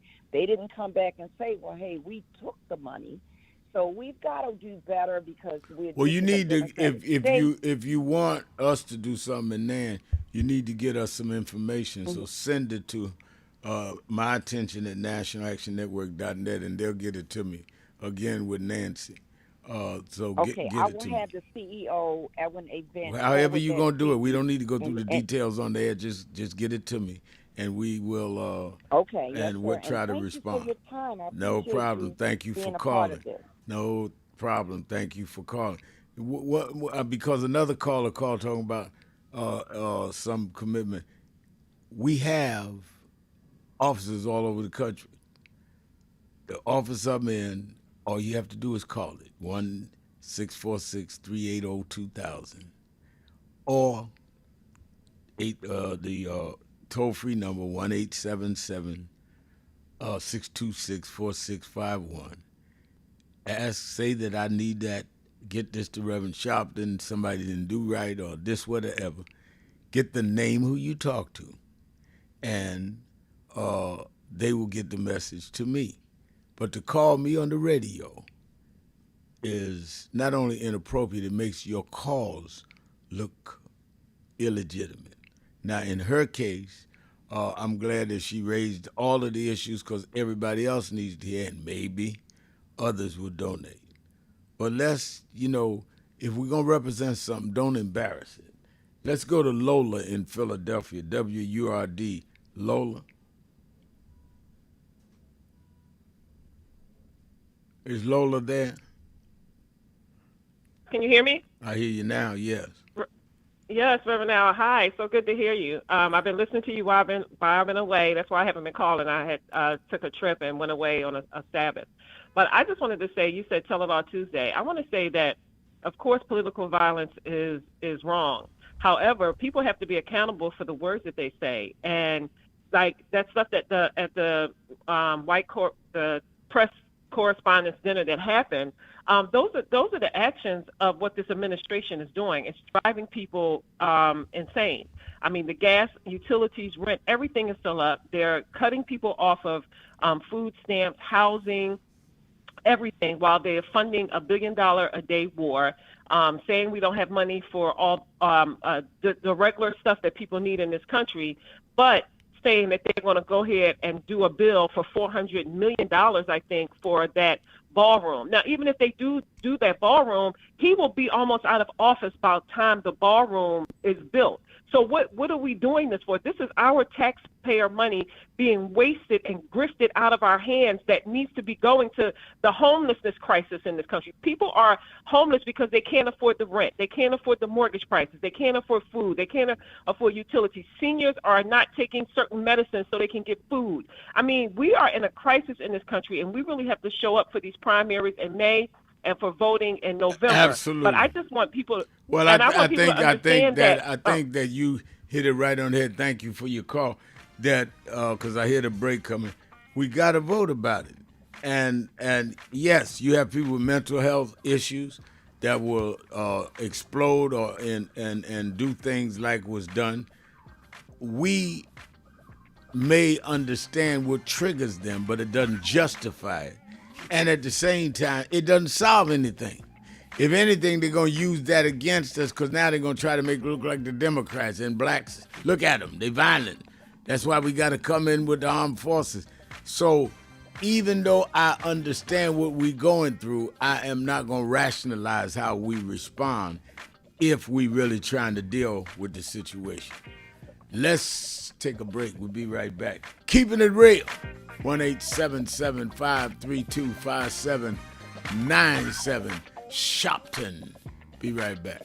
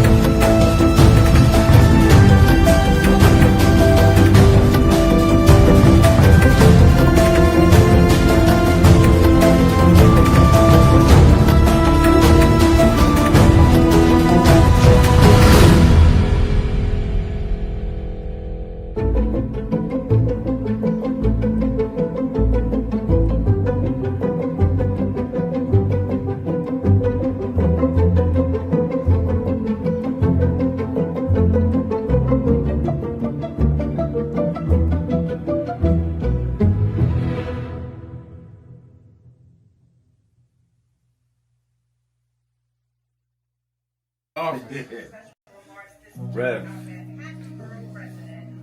you know, you were right there from the beginning with the stuff that Yep. was going on in Brooklyn at that time, at Howard Beach. You were right there. He had in one of the early movies, he had my name. Then he put me in Malcolm, and I wasn't even old enough to know Malcolm. So we've been through it all. For those who see Malcolm X, it's 3 hours. But fast forward to the scene with yourself, Bobby Seale. Right. Bobby Seale, Denzel, and me. Yeah. Denzel was on the set. Now, let me ask a question. Yep. What was your weight on that scene? I brought it about 270. I was bigger then. Yeah. Still had the hair, man. Yeah, you had the hair on. Yeah, it was Denzel, yourself, and Bobby Seale. Yeah, all in one scene. And also, there was no cut. We went like this. That's right. That's right. That's right. Yeah. Only Spike could have done that. It's my brother right here. My baby. Brooklyn's in the house. Yes, sir. Brooklyn's in the house. BK.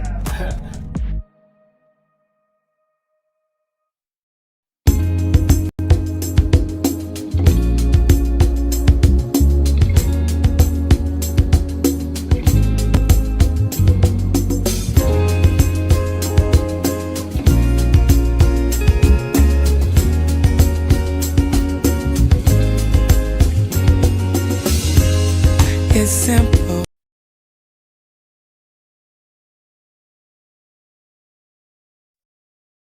Where in history is this? He said we always go one step forward and two backward.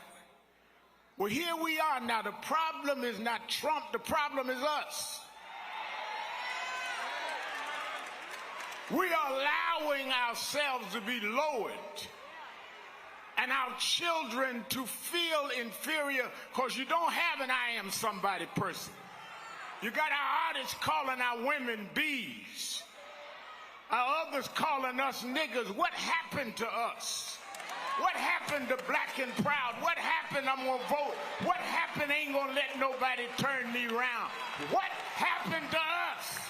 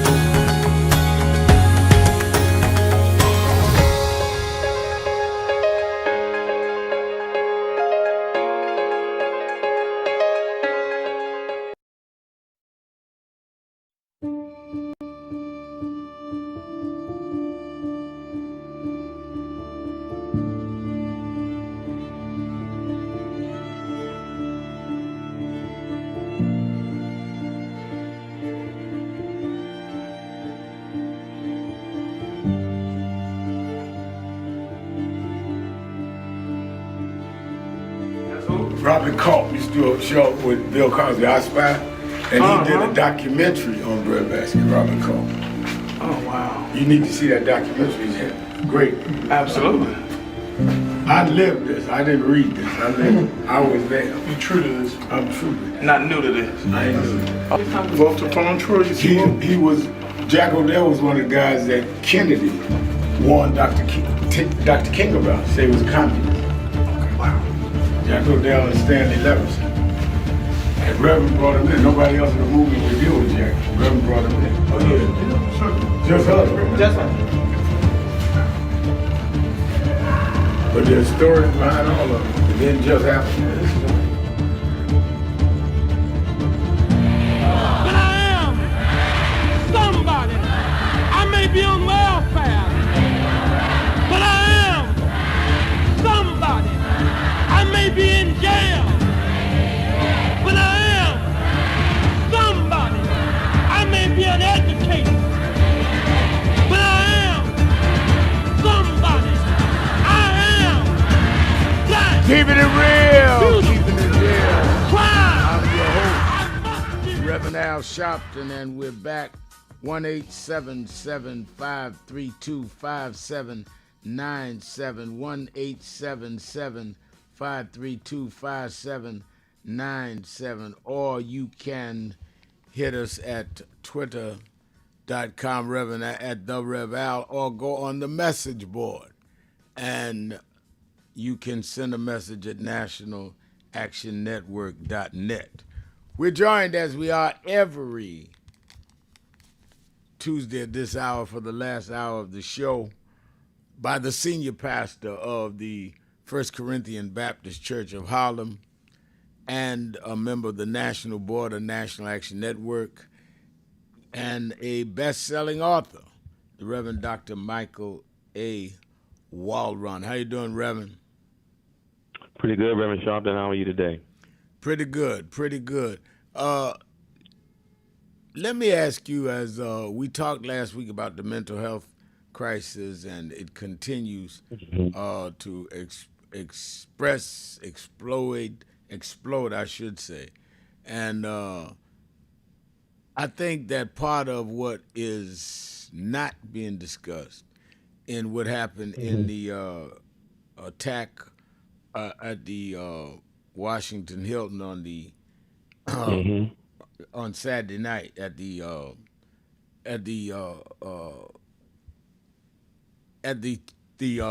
Newspapers Guild. I'm sorry, I'm reading something and talking at the same time. At the White House Correspondents' Dinner, also speaks to possible mental health issues here. I think that clearly, when you look at the alleged message he sent to his family, it speaks of some instability. Yeah, I mean, not only that, but it's kind of what they call the manifesto. The manifesto actually is very clear, but to undertake what he said, I mean, he even said he wished he didn't have to do this. He kind of mourned having to do it, but he felt it had to be done. But when you make a decision to do what he did, which could have been really a suicide mission in many ways, all is not well. I think we so easily in this age, especially with these acts of violence that have hovered around the president, I think we've made it about politics in the regard of, okay, here's someone, we're tired of this political violence and these attempts, but you hear very little conversation about mental health issues. So many people in this country, again, I've used the same phrase, especially many African-American men. It's funny because I had a meeting, a gathering last night talking about, in light of all the things that have transpired, about, healing the silent hurt, dealing with black men in pain. And so often many black men, because of external pressures, internal pressures, relational pressures, find themselves succumbing to a lot of different things. Now, this does not justify any behavior at all, because whatever choices made, we have to live with those choices. but it speaks to a larger issue of how we don't really deal with the mental health crisis. It's easy to target a person and say this is an act of violence by a violent person, but we have a mental health crisis in this country right now since the pandemic, and no one is really trying to rectify that, trying to bring healing to that or speak to it. This call is there's being nothing recorded. that's being said about it that is This call like is no longer that, being recorded. that is showing in some way that there's a concern from our government about the mental health crisis. There's no conversation about federal funds being used for preventative care. Nothing like that is happening. We acknowledge it if we do acknowledge it, and then we move on like it's any other issue. But it is happening in this country, and we can see it manifesting itself every day, playing itself out across this country, and we're not unified in our efforts to address it. We saw in the drug epidemic of the 80s, we know the campaigns. We saw in the more recent one trying to bring healing to the opioid crisis. But there has not been that kind of energy around dealing with the mental health crisis in this country, Rev. And I think that is not discussed enough publicly and discussed enough, I think, in a healing way, not just accusing people, but in a healing way. Yeah. Let me ask you also this, and I waited to have you come on to deal with this. The almost paradoxical way that you have to point out the abuse, the sin, and the bigotry of a Donald Trump, but at the same time say that we don't condone violence against him or his cohorts. How do we walk that line? Because a caller asked me earlier about the guy that stabbed me years ago, and I forgave the guy. And in some ways, you've got to deal with things that you can call things out, but at the same time, you've got to interpret who you are and what you stand for. And that's not an easy walk. No, it's never an easy walk. I think, when you talked about the person who stabbed you, you forgave him. You didn't go advocating for his release, right? But you forgave him, exactly, and knew that the price had to be paid. And I think that's part of what people think. People think that somehow, when someone is wrong to that degree, that forgiveness means that you want to absolve them. No, absolution is not what we're called to do. We are called to forgive, but we don't say, well, that person should be absolved.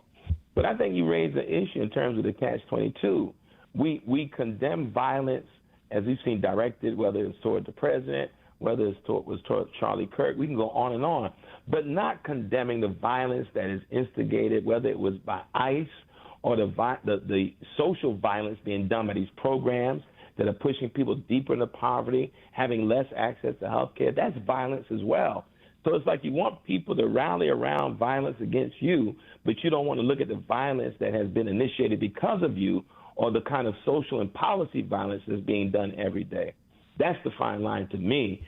And it's the hypocritical thing, in my opinion, that we have to be able to acknowledge. It is not cruelly we do it, as if we don't care about another human being potentially being murdered or killed, but we have to be truth tellers at the same time. We acknowledge and repudiate the violence.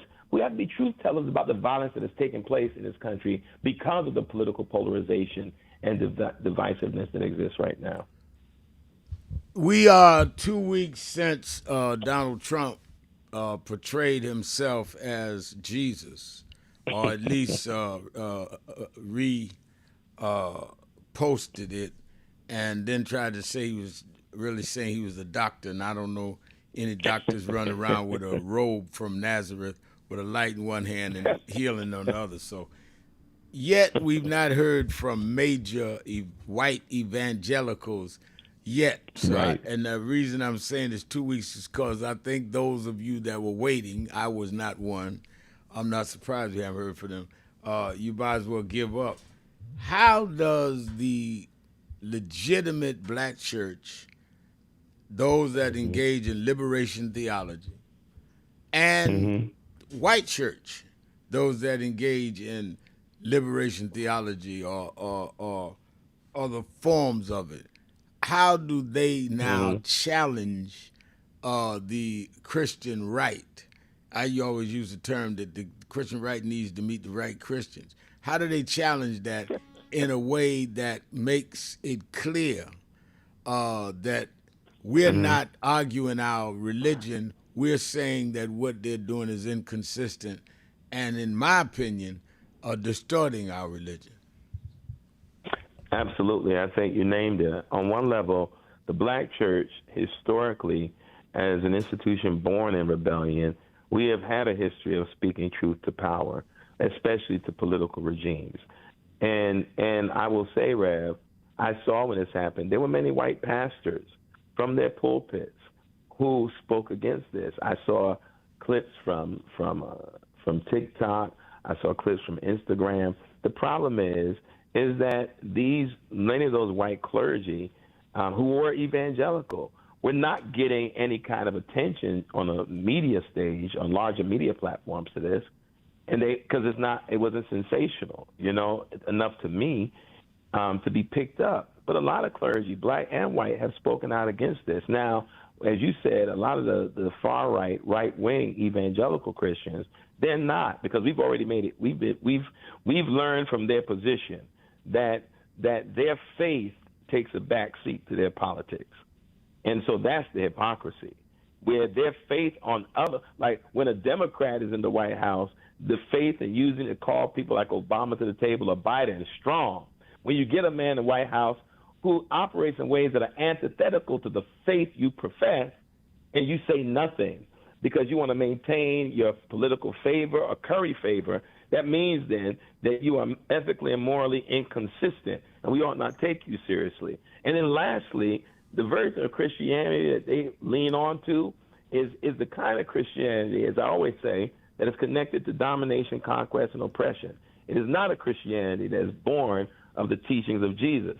So all these folks who are right-wing evangelical conservatives, they rarely quote Jesus, and they try to dress up their political stance in kind of religious language, right, and religious garb. And it doesn't really hold water. So what we now know is that hypocrisy abounds, that their politics takes precedence over their faith, and in that regard, I don't take them seriously, and they can't be taken seriously. But right now, they have a platform because of their, distractor-in-chief, Donald Trump.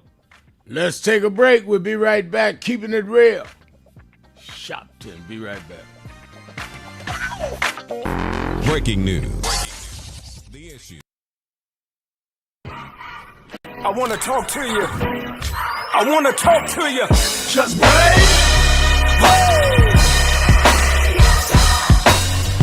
I believe that.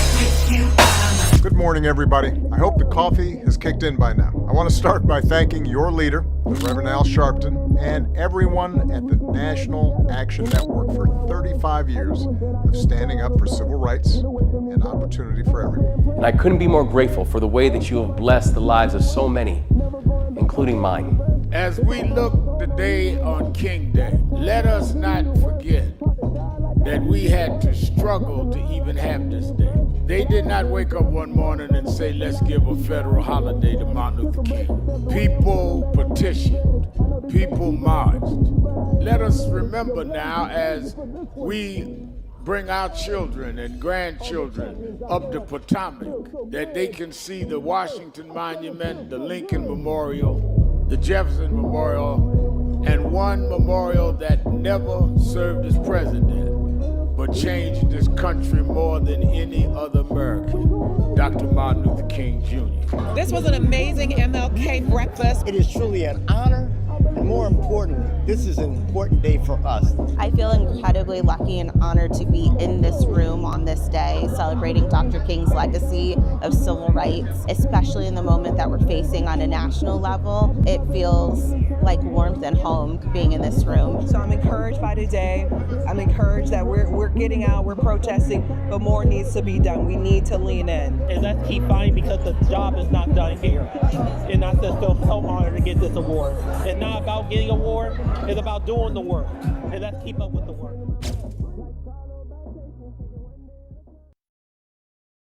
Do you know what time it is? It's Al Sharpton time. It's time to put aside all pretenses, deception, denial, or fronting. The time has come to keep it real on Keeping It Real with Reverend Al Sharpton. You need to keep it real with Reverend Al Sharpton right here on Uber TV. Reverend Al Sharpton, and we're back. 1-877-532-5797. 1-877-532-5797. Let's go back to the phone. Attorney Jennifer Jones Austin. You know, every day, Monday through Friday, I do 3 hours a day on Keeping It Real with Reverend Al Sharpton. I do 1 hour on Sunday mornings with Reverend Al Sharpton. And I'm live on radio and TV with the Saturday Action Rally. 7 days a week, I talk to our people, hear from them, to call in. I'm sick and tired of people talking for people that they don't talk to. So go on www.nationalactionnetwork.net. Listen to my show, call in, express your opinion. You don't have to agree with me. But let's start talking to each other rather than about each other and lecturing at each other. Let's keep it real with Sharpton. Happy 20th anniversary to Reverend Al Sharpton on 20 years of Keeping It Real. 2 decades of truth-telling, fearless advocacy, and keeping the people informed and empowered. Thank you for always speaking power to justice and standing firm for what's right. Here's to 20 years of impact and many more to come.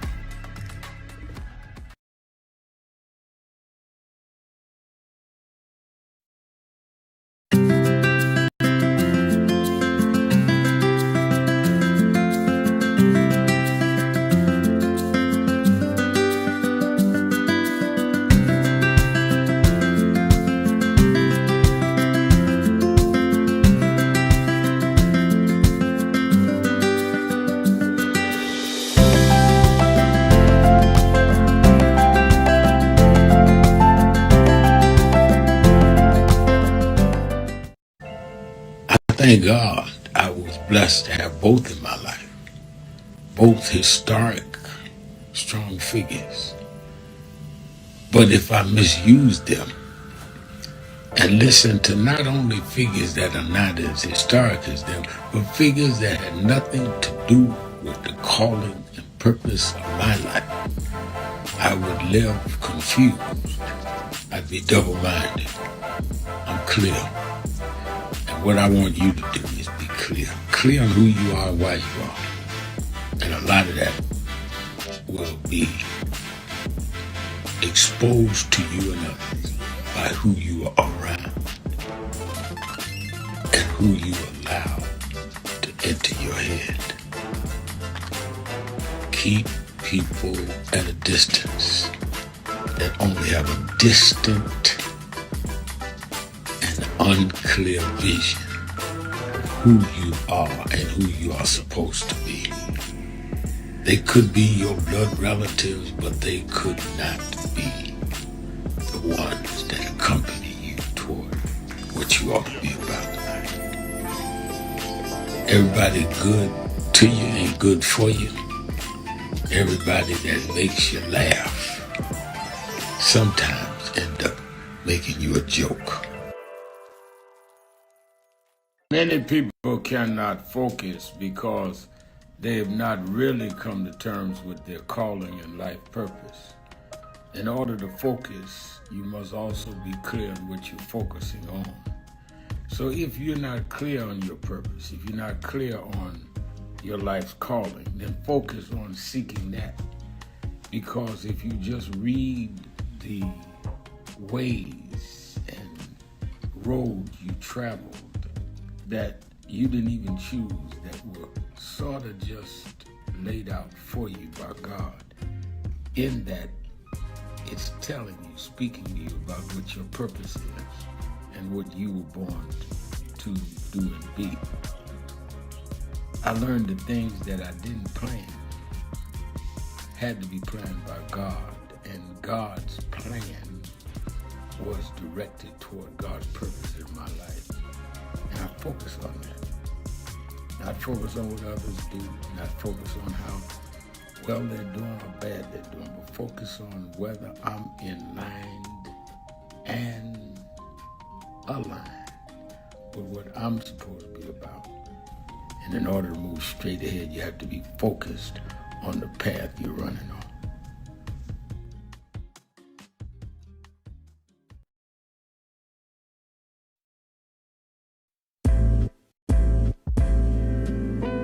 So it's become almost an unhealthy habit how much I'm listening to Keep It Real, because it is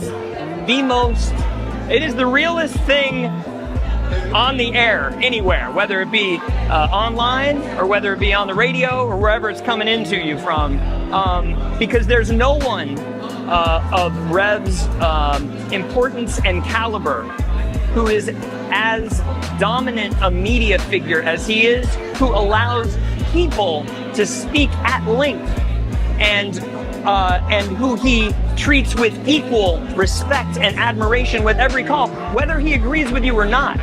And I'm not going to throw shade at anybody, but there are a lot of people with big platforms like the Rev has who are afraid to talk to the people and who are afraid that the people will keep it real with them. And he never shies away from anything any of us want to talk to him about. And he doesn't shut you up. It's not a soundbite, it's a conversation. So I would like people in media to learn from this man who is carrying MLK's torch. Don't be afraid of people. Listen to them, respect them, and stand in God and stand in truth. Thank you, Nan. Thank you, Rev. Thank you, everybody who puts this together and sends it out across the world, because we need much more of it. Bless you.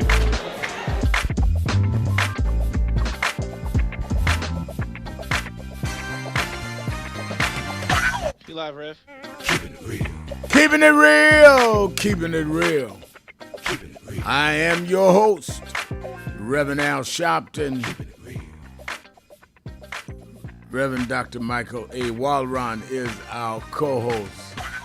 And who am I says on the message board, Reverend Warnock, is the Knicks going to win tonight? Well, I guess Warnock can answer that better than me. I don't know.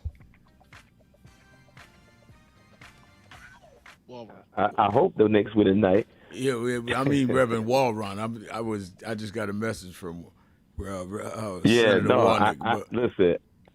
I think people know, especially at churches, Rev, I'm a diehard New York Knicks fan, and I am not going to say that I hope they win. They better win tonight. Yeah, well, I will say this. Of my friends, you and Spike Lee, I know I sometimes, I'm not a big sports fan, but sometimes I look at the sports page on the internet or something, and I say, oh, Lord, I better pray for Pastor Mike and for Spike, because Spike is like, listen, I think sometimes they're going to take him out of there on a stretcher. I mean, it's like, at least you don't do that. Well, I'm not going to say that. I'm going to tell you that I took time on Sunday in church talking about it before I preached, and I said, this is tough if you're a real Knicks fan. I said the last time the New York Knicks won a championship, I said I was 2 years old. I got a whole grandchild now. Wow. Is that right? It's been that long? Two, Rev. 1973. I was 2, Rev.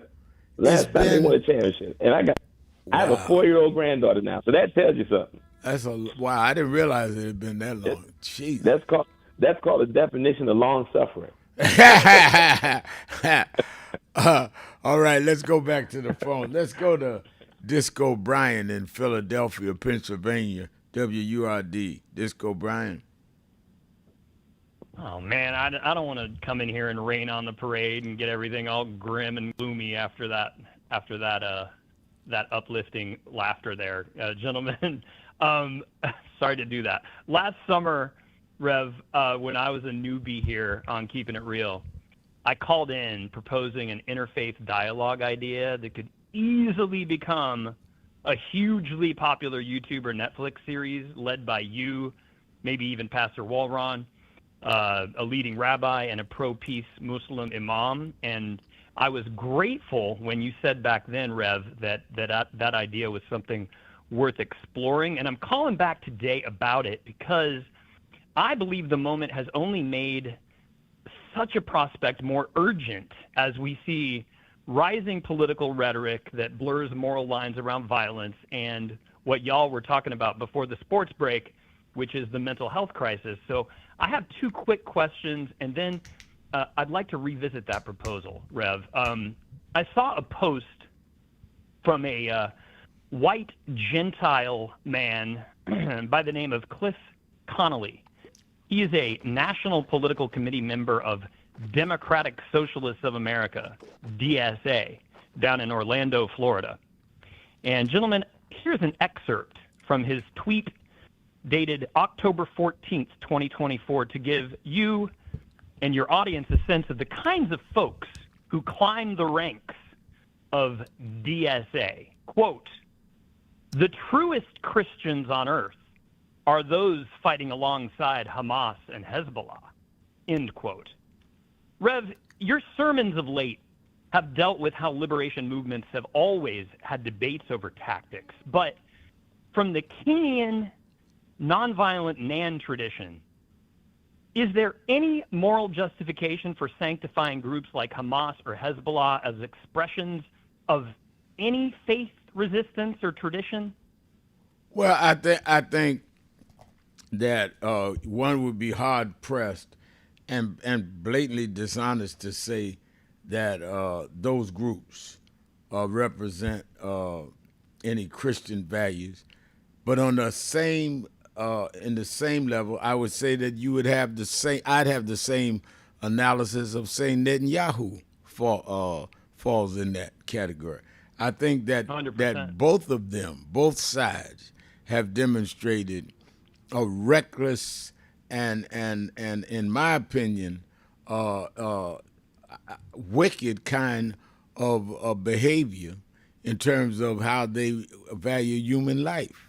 And I think that, see, where I think that people get trapped is we take sides and hit Hamas or hit Hezbollah and not hit Netanyahu. So then people feel you are speaking for a certain side who is acting in just as much a way of disregarding human life as the other. I think you got to be against all barbarism, or you lose the moral authority to be against any of it.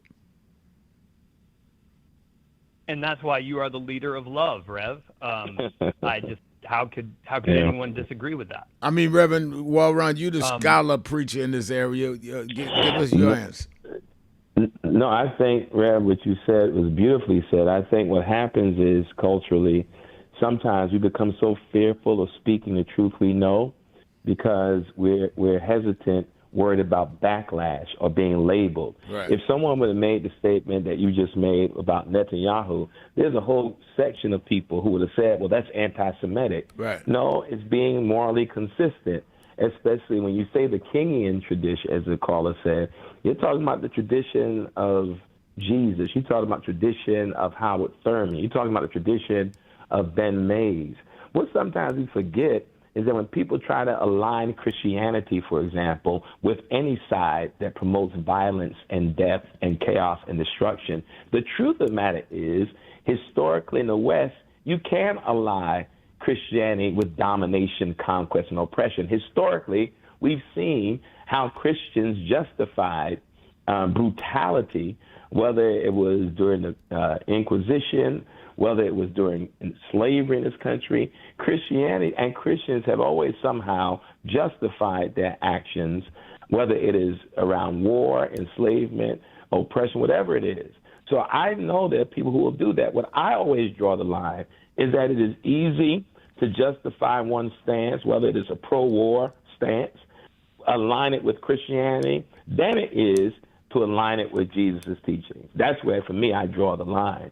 Because these statements, whether it's made by Pete Hegseth or Donald Trump or some other far-right Christians, do not line up with the teachings of Jesus. If the teachings of Jesus, as you alluded to, Rev, earlier, is steeped in love, and what that looks like, love in action, which is justice, and keep continuing that thought, it puts you in a different place than some who try to ally Christianity with warfare and the killing and destruction of innocent people and children and famine. And you call the roll. You cannot align Jesus' teachings with that. But tragically, you can align Christianity in the West in many ways with that kind of analysis. Let's take a break. Hold on a minute, Disco Brian. I'll hold you over. Let's take a break. Be right back. Keeping it real. Sharpton. Be right back.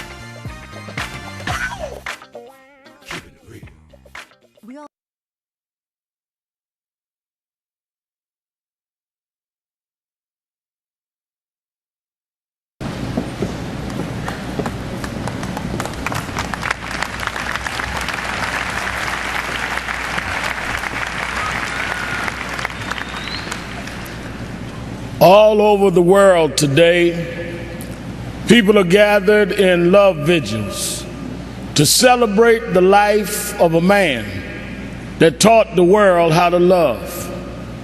People may be wondering why there's such an emotional outburst, but you would have to understand the journey of Michael to understand what he meant to all of us.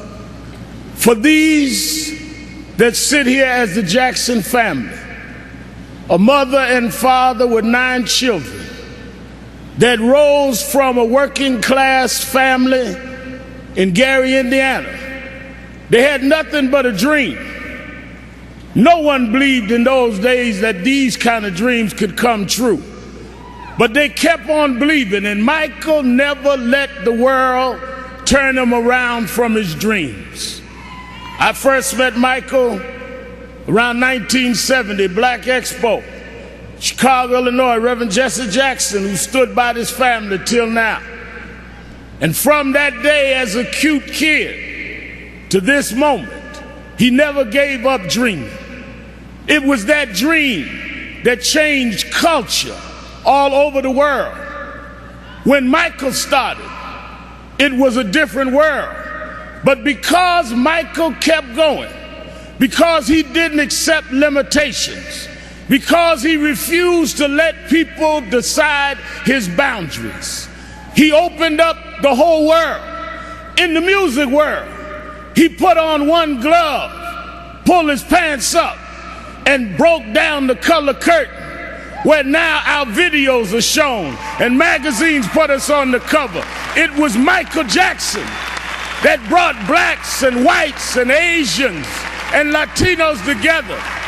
It was Michael Jackson that made us sing "We Are the World" and feed the hungry long before Live Aid.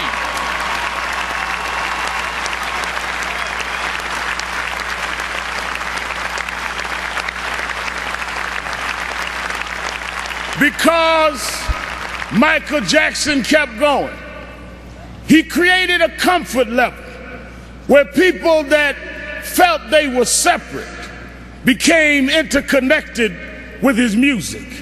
And it was that comfort level that kids from Japan and Ghana and France and Iowa and Pennsylvania got comfortable enough with each other to later it wasn't strange to us to watch Oprah on television. It wasn't strange to watch Tiger Woods golf.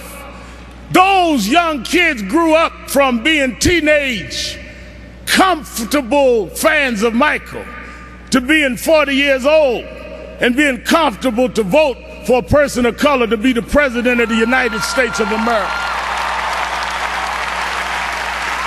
Michael did that. Michael made us love each other. Michael taught us to stand with each other. There are those that like to dig around mess, but millions around the world, we're going to uphold his message. It's not about mess, it's about his love message. As you climb up steep mountains, sometimes you scar your knee, sometimes you break your skin, but don't focus on the scars, focus on the journey. Michael beat him. Michael rose to the top.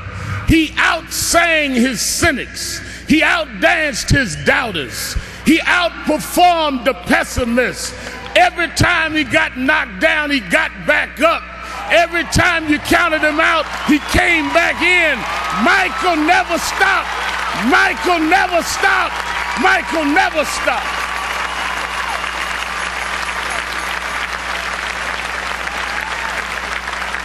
I want to say to Mrs. Jackson and Joe Jackson, his sisters and brothers, we thank you for giving us someone that taught us love, someone that taught us hope. We want to thank you because we know it was your dream too. And we know that your heart is broken. I know you have some comfort from the letter from the President of the United States and Nelson Mandela, but this was your child. This was your brother. This was your cousin. Nothing will fill your heart's loss. But I hope the love that people are showing will make you know he didn't live in vain.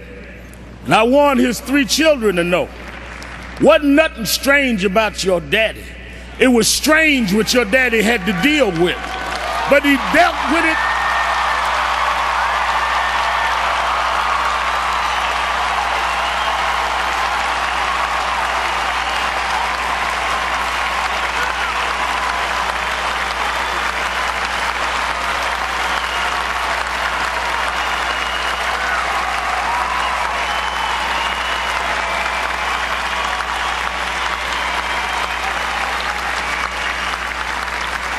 He dealt with it anyway. He dealt with it for us. So some came today, Mrs. Jackson, to say goodbye to Michael. I came to say thank you. Thank you because you never stopped.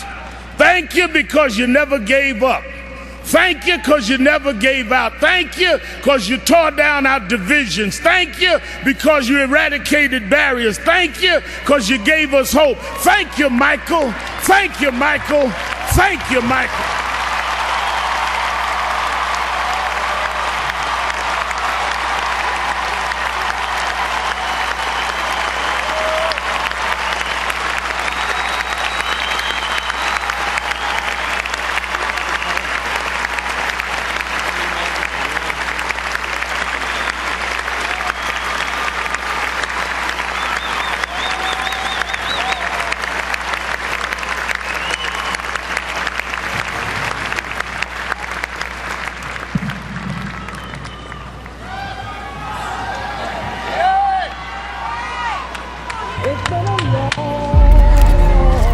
Keeping it real. Keeping it real.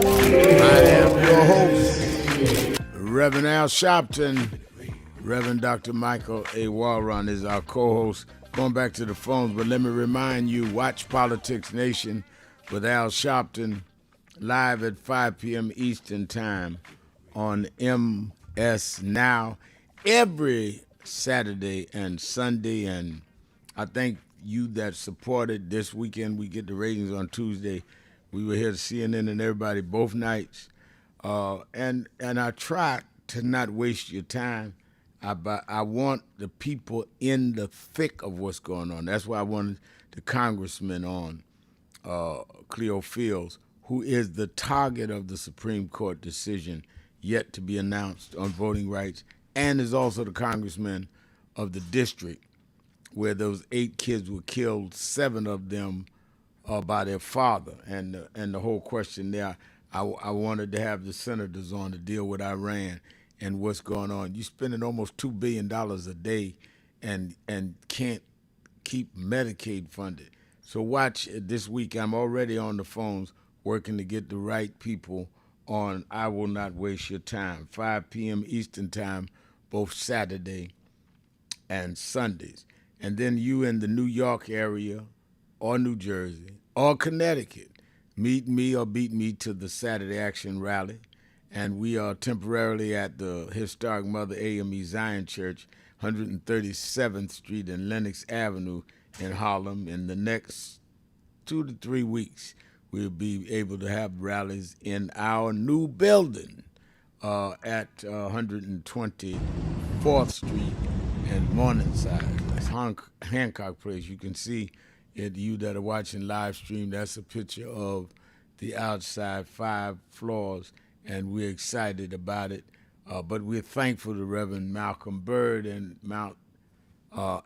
First AME Zion for giving us a home for our Saturday rallies in the interim, and Harlem Commonwealth Council for our administrative officers, for our huddle meetings, and our crisis department every day.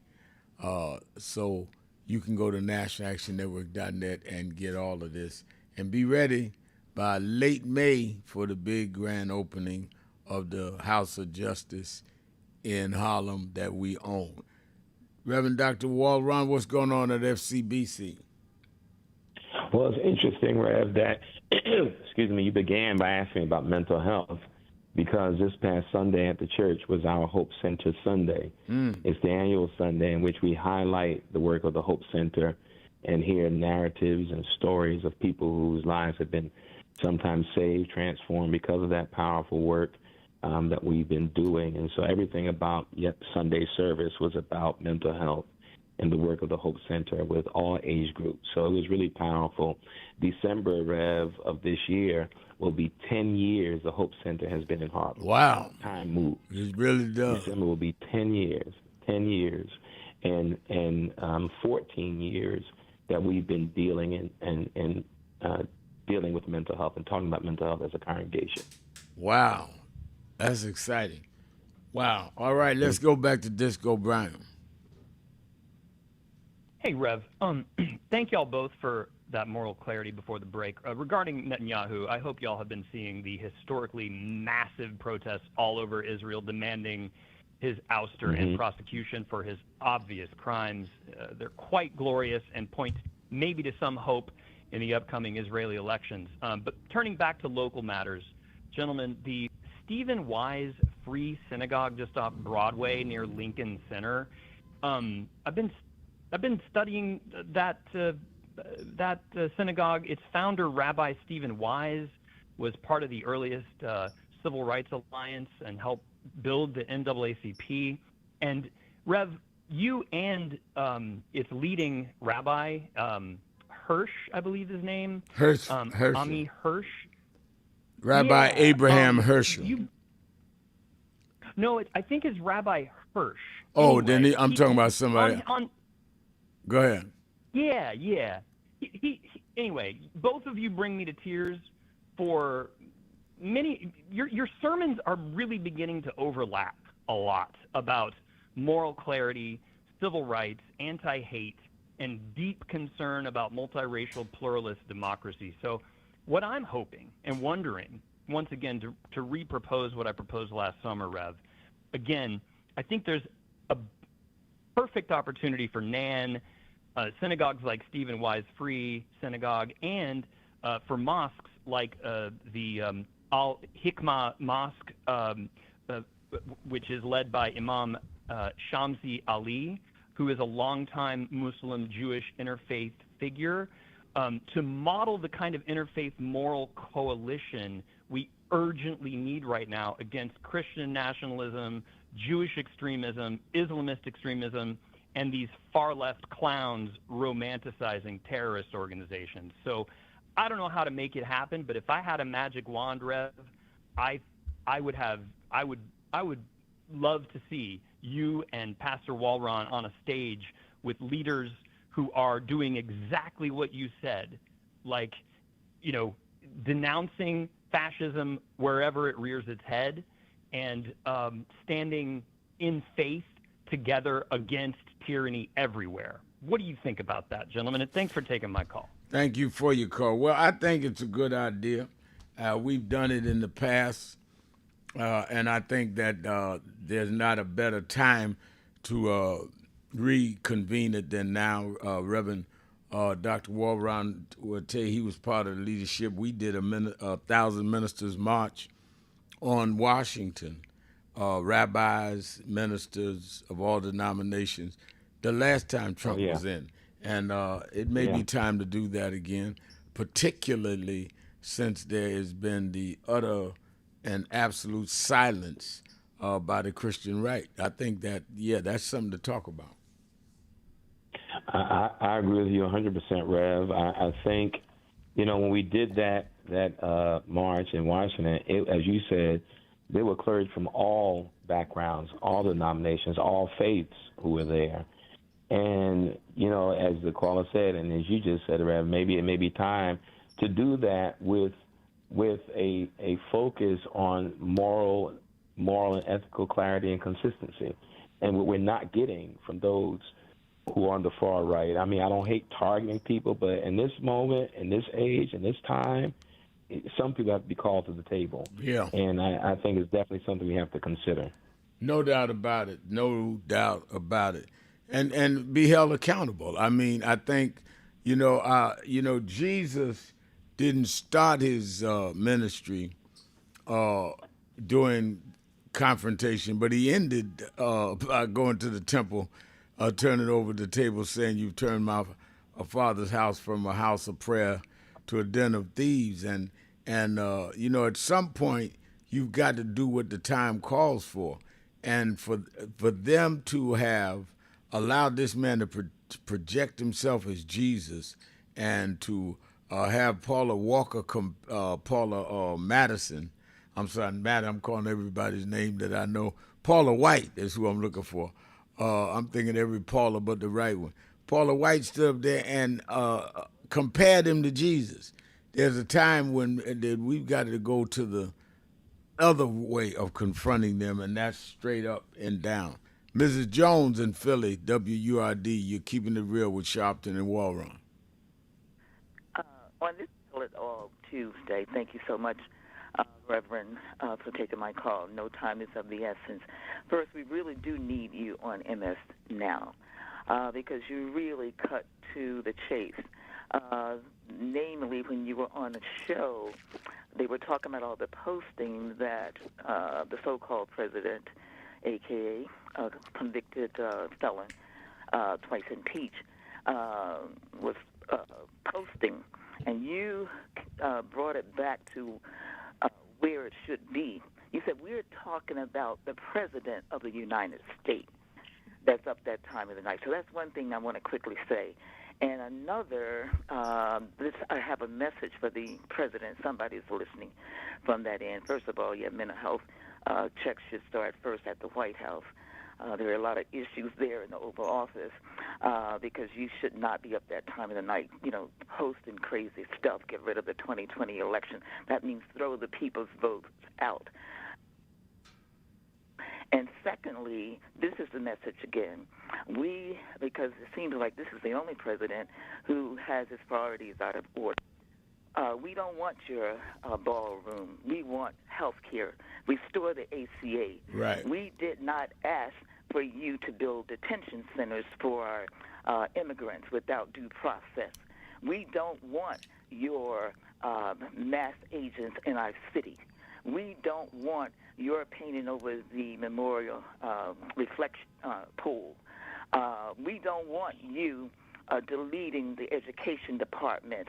We want SNAP for people who need it. We don't want you firing people of color and not promoting them when it comes up. We don't want you eliminating federal jobs for women who have proved their status and their worth.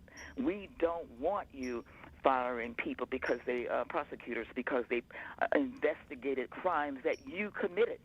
We don't want you mistreating our immigrants again and sending mass agents with long guns. We don't want this in our country. So what is it about this you do not understand? We don't want you saying all kinds of things to people who don't agree with you and calling our judges out, and then they get death threats. But when death threats against you, it becomes serious, but not too serious enough for the Republicans to do something about it.